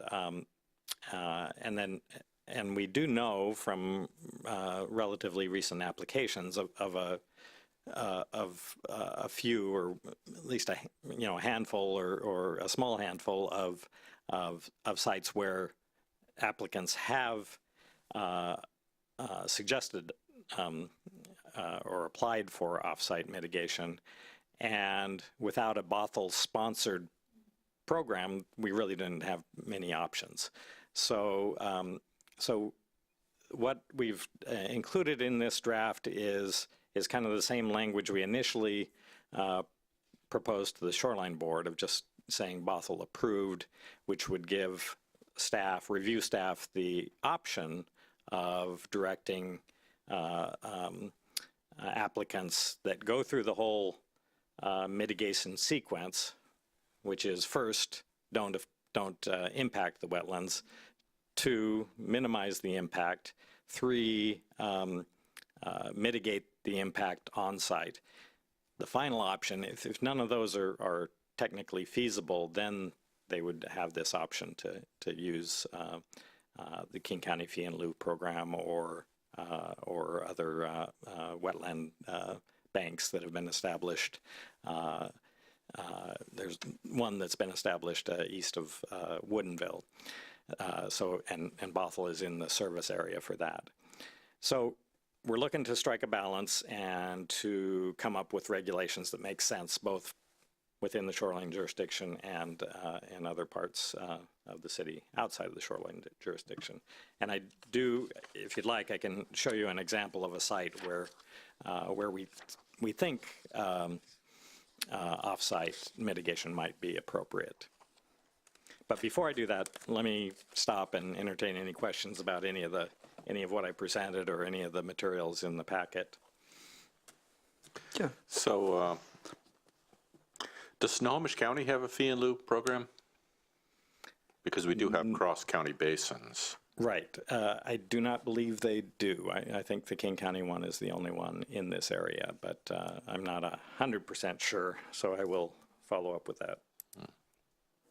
So I'm wondering specifically about North Creek, which does have some significant wetlands and rolls into Snohomish County there. So how we would, and you know, looking at the Canyon Park sub-area, you've got North Creek right. wetland issues that will come to the fore pretty quickly.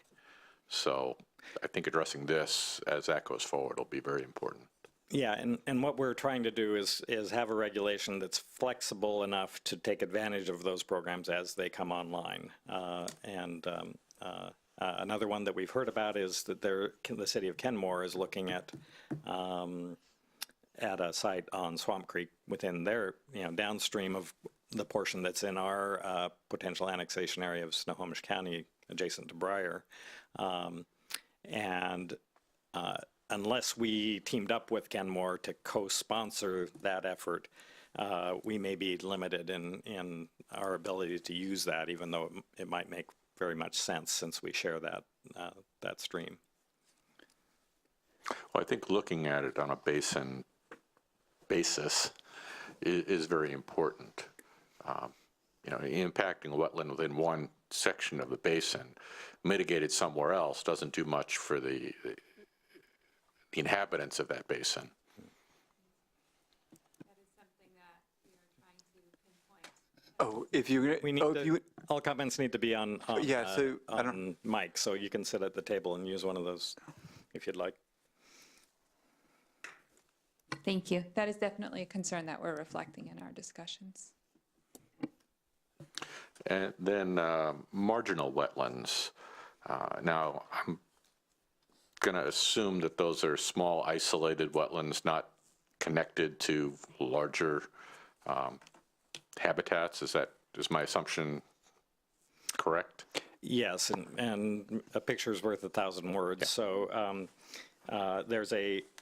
this is a site on 522, just south of the downtown core, just south of the Montessori School, just north of Yakima, well, just north of Carriage Auto Rebuild, which is just north of what. It currently has a billboard on it. When they came to us and went through our reasonable use provisions, saying that they needed relief from the wetlands and the buffers around the wetlands to reasonably use that property. We tried making the argument that they had reasonable use via the billboard. They were getting economic return. The hearing examiner did not buy that. So this is a shelf wetland. It's up above 522. I and I think it's been considered not to be hydrologically connected to Sammamish River, or at least not strongly connected. So it's one that we feel might be a good candidate for some sort of offsite mitigation, whether through mitigation bank or a fee in lieu program. And as you can see, this just shows the wetlands. If we turn on the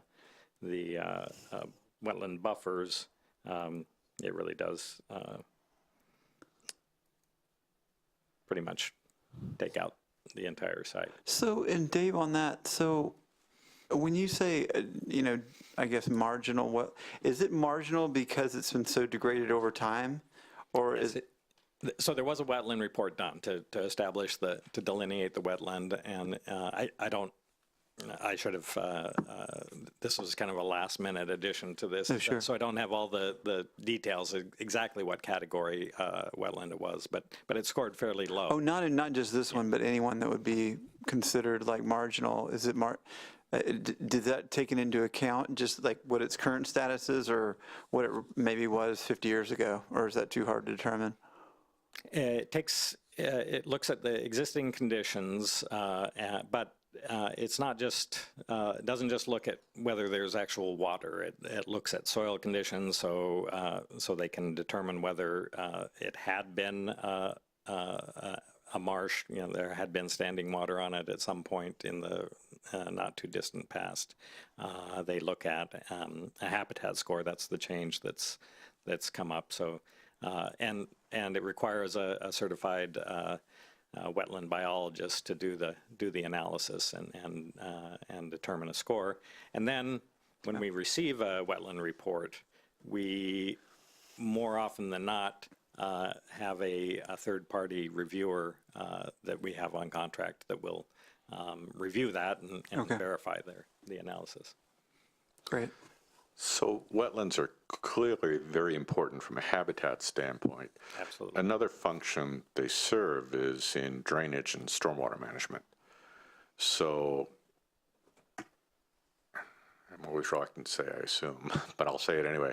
I assume that we're also looking at how the stormwater management would be affected by that. So right now, that particular parcel, I'm going to guess, it's down gradient of the housing up above the hill. There's a lot of pavement, a lot of impervious surfaces. Water's going to run down there and be buffered. The flow of that water will be buffered through that wetland. Are we looking at how to also achieve that function? Yeah, they would have to be required to do a grading, get a grading permit and do a grading plan that took into account the analysis that came out of the wetland report. And that's true of any development. Well, any development, regardless of whether it has wetlands on it, needs to do a grading plan and accommodate, show how they're going to handle any runoff that is coming from other properties onto their property. And then they're also required now to implement low impact development principles where feasible, and that means not economically feasible, where technically feasible, where you can do infiltration, and then things like water quality and detention as necessary, based on the drainage report. But again, right now, and again, it's just speaking to this, which I assume can be extrapolated elsewhere, you have an element, a wetland, which is serving a function to mitigate stormwater flows, absorb it and slowly release it, and also provide some water quality enhancements. Water treatment through wetlands is pretty well established, and that's going to go away. They would have to be replaced in some fashion. So we'll be pretty specific that those are important functions that need to be replaced. Here, you can't address that water, those water runoff issues off-site or in a different basin. That's right here, water coming down from up on the hill, going across the road. Yeah. So yes, even if they did even if we were allowed them to fill that wetland, build there, they would have to mitigate that impact, and through, offsite mitigation, fee in lieu, and For habitat.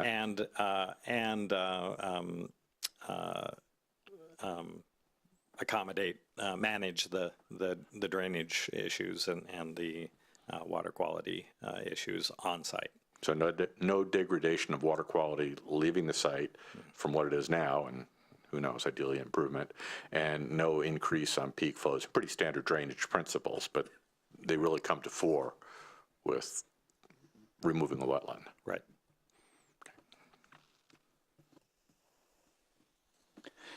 Dave, you mentioned something earlier on. I was trying to catch it with regards to changing of the buffers, and there was a statement you made I'm just trying to understand better. You said there'd be considerable pushback if one was done over the other between different studies, or I guess there was a lot of work done to get towards a certain place.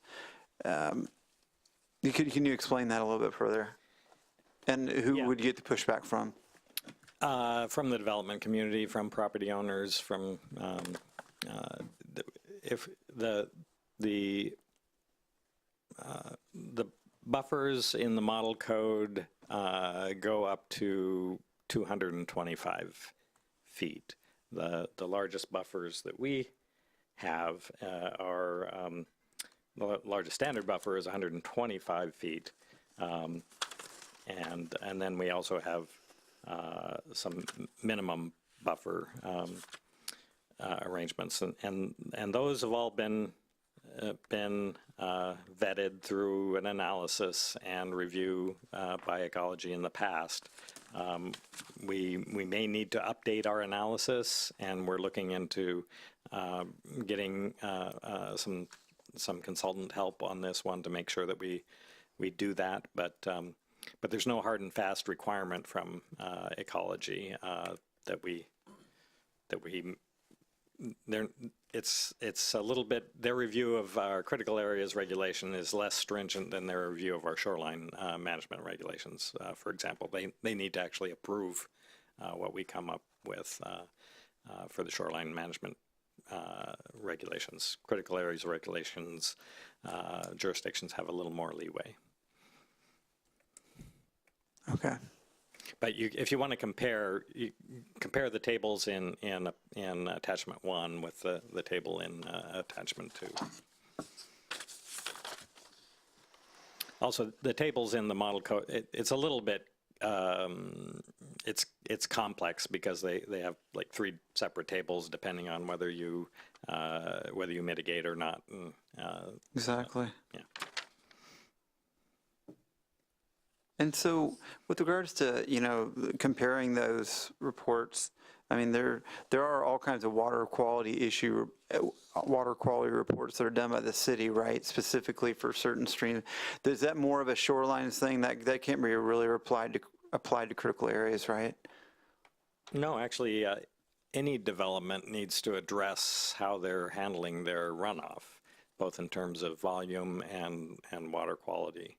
Now, there are provisions in the code that in some cases allow direct discharge so that they don't have to do retention, but they still need to address water quality. So the provisions are more stringent in shoreline jurisdiction, but it really is required of any development.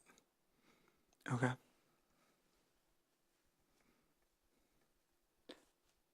Just a little side note off of that, like as far as lid principles, or are we trying as a city to try to get to the place where we're not doing stormwater facility runoffs anymore? It seems like kind of an outdated model.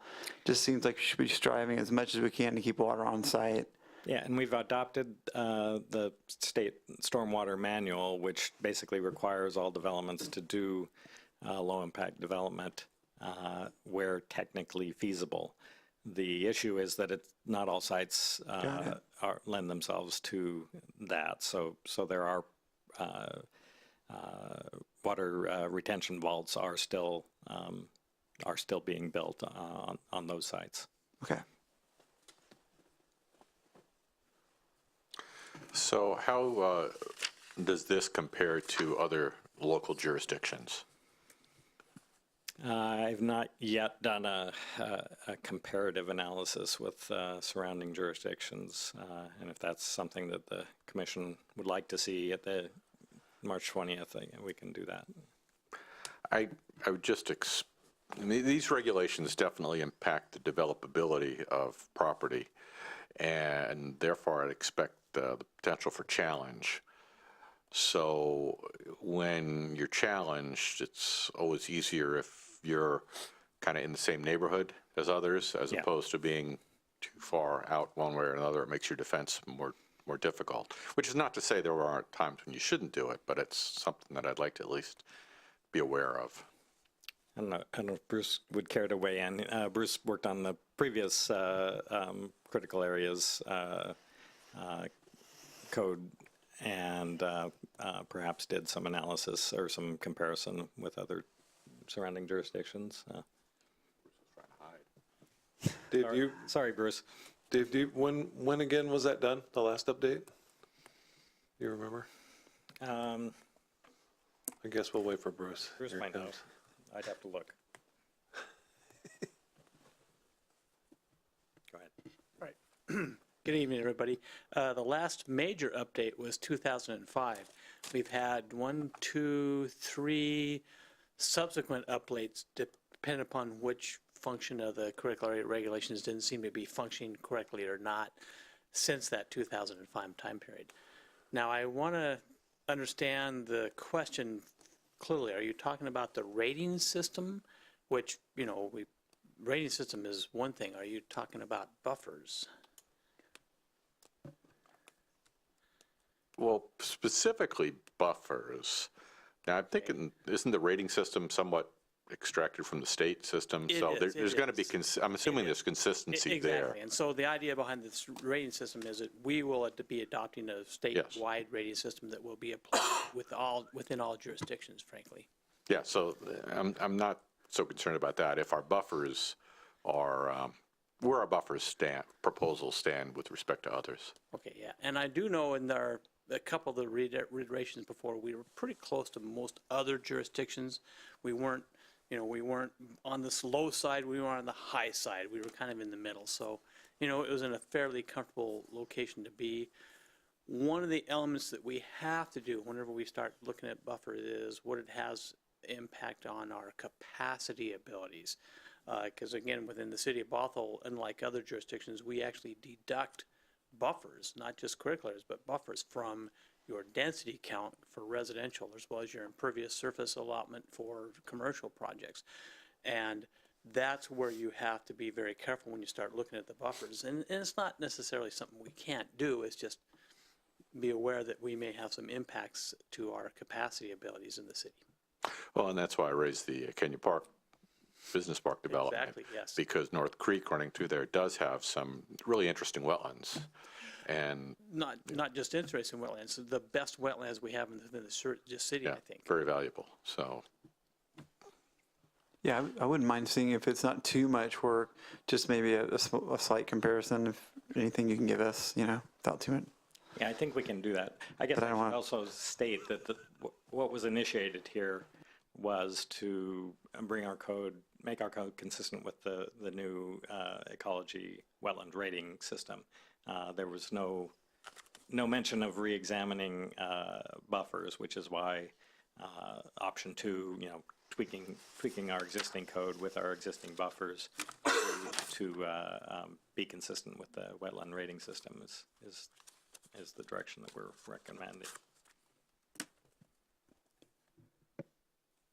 So Sarah, could you just take a couple moments to kind of, I guess I feel like as a Shorelines Board, I know you guys don't meet that often or that frequently, but just, I don't know if you can take just a couple minutes, not too long, but just kind of, it sounds like, I was at the meeting you guys were speaking about, there was some maybe differing opinion about fee and lieu or being able to mitigate off-site, whether it's on-site. I mean, what are some of the other things that you all are discussing that you guys think we might want to take into account?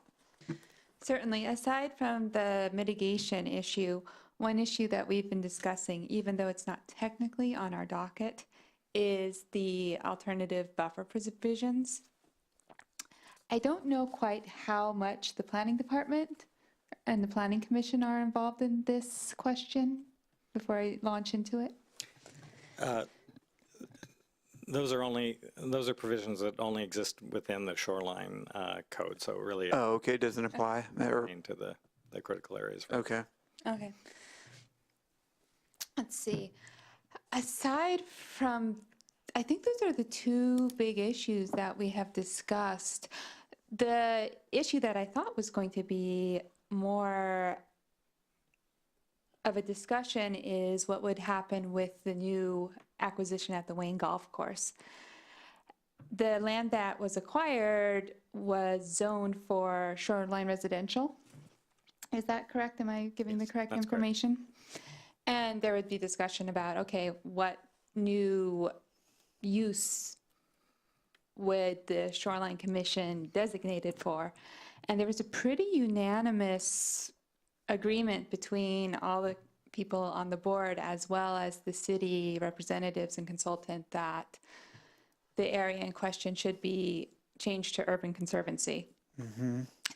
I think initially there might have been some discussion about having it be a more active use, but after taking a look at some of the,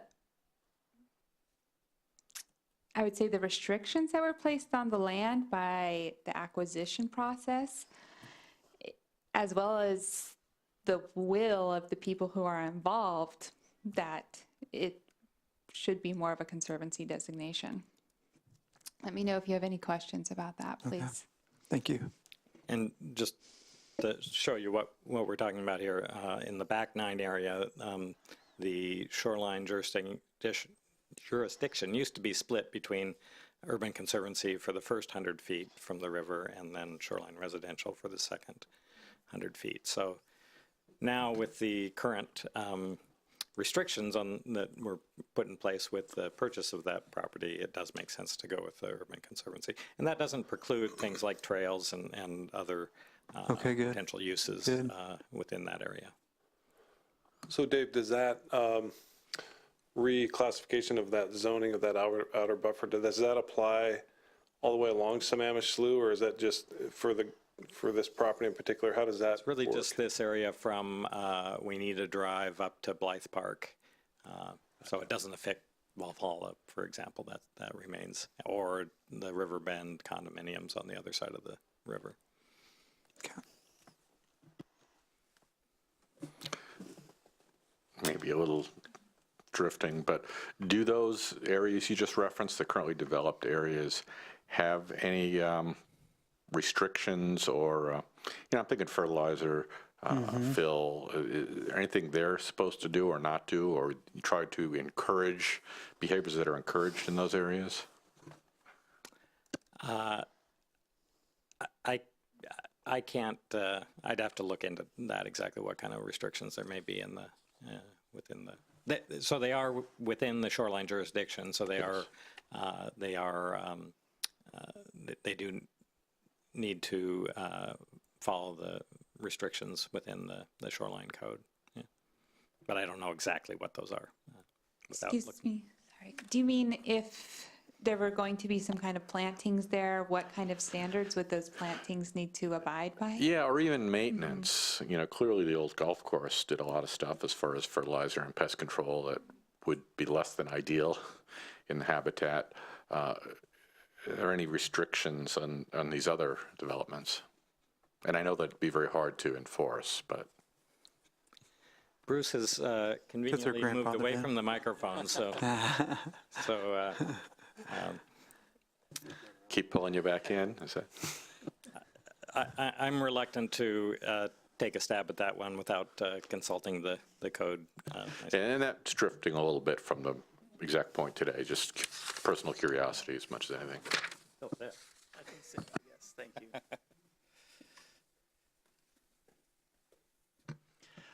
One of the interesting things about the city of Bothell is that through our 100-year history, we've had a lot of different developments, and they have been constructed at different times when we had different ideas about buffers and things of that nature.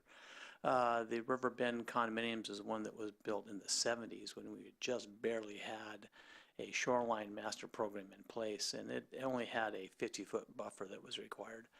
Most of that buffer was allowed to be put into grass. And one of the things that our surface water folks in our division have been doing is they've been working with them for many years to come up with a better mechanism for how to maintain that grass area. And they have approached the city with that desire as well. So there's some promise there to do a little bit of correction on that. Regarding the Shoreline Master Program, we have some policies about the use of what's called Integrated Pest Management, or IPM, which basically is a way to do the type of maintenance, if you would, lawn maintenance without, a lot of fertilizer and a lot of those kind of pesticides and those things. Those are things that we try and encourage quite strongly, but as you're fully aware, somebody goes down to a local hardware store and buys a gallon of something and they decide, oh, this should work pretty good in my dandelion infested lawn. And so that's a tough thing to enforce, as you've identified. But Yeah, you're not watching what somebody's doing on Saturday after they go to Home Depot or wherever. Yes. And, that's not just the city of Bothell, that's a statewide issue, and particularly in agriculture areas. So anyway, but yeah, there are some policies that talk about using those IPM, Integrated Pest Management techniques. Thanks, Bruce. So with regards to that, IPMs, on page 2 of attachment 1, it says establish covenants limiting use of pesticides within 150 feet. So is there a reason we don't include herbicides? Or just like it's kind of assumed to be similar Where are you things? at? Oh, it says limiting use of pesticides within 150 feet under toxic runoff. Okay. And I know at times I've even seen, it bothers me, but it's just that I've seen signs where the jurisdictions around here, I can't remember if it's ours, but it's like, please, we've just used an herbicide here on this area to combat whatever. So Well, and it's that's a unfortunate. really wide-ranging topic. Pesticides is usually the generic term for insecticides and herbicides. Okay. So Okay. you try and use a generic term when you can, so you don't have to say Okay. insecticides and pesticides Got it. and herbicides. Good enough for me then, if that's what it's assumed there. And honestly, there are some herbicides that are registered for water use or close water use that, have been, EPA certified for that purposes. Is that ideal? Probably not. But Okay. again, they are certified, and if applied correctly, according to all the EPA information, that they can be used in these type of habitats. Thank you. Weeds are pests. Let's see, and let's see. I had one question on, what was it? Attachment 2, page 1, under the note. And I don't know, it says wetlands or wetlands. It's like the first sentence under amendments below. So, yeah, sorry, that should read wetland or wetlands. Oh, okay. And this is that one area where there's not flexibility. The state says that you have to use their definition of wetlands, and I didn't quite capture that. No, that's great. Okay. So they're pretty minor. Yeah. Adding the plural form and then adding the typically in the third line of that definition. Okay. And like I said, there will be other likely be other changes within the definition section as we tackle some of these other issues. Got it. I also wanted to point out one thing. We were talking about when this code was last updated. Just FYI, as you're looking at the code, at the end of each section, you'll see a list of ordinances and dates when that section was last amended. So for those of us who can't remember those dates off the top of our head, that's where you look. Okay. And then, of course, you have to go to the Laserfish and pull up the ordinance to find out what that actual change was.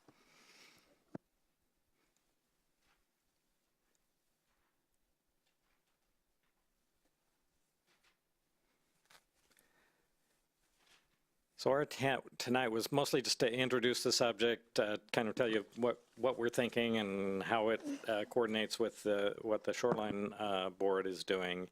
And then if there are specific areas that you'd like us to look into when we come back on March 20th, let us know. And I've got a few to research myself, this Snohomish County fee and lieu question, the comparison with other jurisdictions. So we'll endeavor to do that, as well as bring back a complete set of code amendments that meet the issues that were outlined in this, the initiation of this code amendment. Okay. Well, and not to be a broken record, but we are putting a lot of effort, and are going to put a lot of effort in the future into the development of the Canyon Park area, which is right in the middle of this really valuable, or has this really valuable wetland right in it. So I know you should write these things kind of in the abstract and then apply them, but I think it'd be very useful to look at how does it affect right there. You know, we've seen these visions of development, bringing in housing and this, but you've also got this very important area to protect. So just. And I think Bruce can add to this because he's more involved in that. But one aspect of the vision I thought was very interesting was how new development, redevelopment there can really incorporate those wetlands into it in some innovative ways. And it did recognize the value of the habitat. That was part of the presentation, recognizing it there. But this is where the rubber will hit the road when you go to develop that area. Yeah, and if I may, even more, when we were doing our meetings and had our open houses, people were very, very much supportive of protecting and maintaining those areas. So it's going to be probably a pretty easy sell, I hope. There'll be one or two objections. Yes, but I think that most of the folks, the property owners out there, are very, very cognizant of the fact that this is a really important area that needs to have some protection, and maybe even more protection that's offered today. Great. Well, thank you, Dave, for the presentation, and Bruce for filling in, and also Sarah for coming out tonight. Thank you very much. Appreciate that. So we'll go ahead and finish up with the study session at this point in time. And is there any old business tonight or reports from staff? So we've already talked a little bit about, I guess this is old business, and maybe it's a little bit of old business and reports from staff. The coordination with the Shoreline Board. And I put on the dais at each of your places a flyer for the March 11th open house starting at 5 and the Shoreline Board's first hearing on the code amendments that they're considering. So I would invite you all to, well, we're not advertising that as a joint meeting, so it'd be great to have 1 to 3 planning commissioners attend that, and others. And actually, if there was a real desire for, well, I think we're actually beyond the deadline for advertising it as a joint public hearing. So I'd like to keep it to 1 to 3. The public hearing will be on BCTV. Or will be on video available the day after the meeting. So there's that. I'm also asking, we invited the Shoreline Board to also send representatives to hear your discussion, and we'll do the same for the March 20th meeting. Also, I've got more flyers back here, so if any of you have access to community bulletin boards and like to take a few extras with you and post them, that would be appreciated. And I think that's it. I did want to recognize that we have a newly appointed planning commissioner in the audience, Carson Kurt, right? Did I get that right? Okay. And he was here earlier for the Public Records and Open Public Meetings Act training, and he was assigned to take over Roger's seat on the Planning Commission. This will be this will not be your last meeting. There, we still through got a couple March. more, yes, yeah. So I'm glad that he's here, kind of getting up to speed. The other appointee is Brad Pystrup, and he couldn't make it tonight, but we're hoping that he'll be joining us on March 6th, and we'll be doing an orientation for the new board members at the beginning or just before that meeting. At least that's the plan. Yeah. So that's it for me. Bruce. And I just have one item.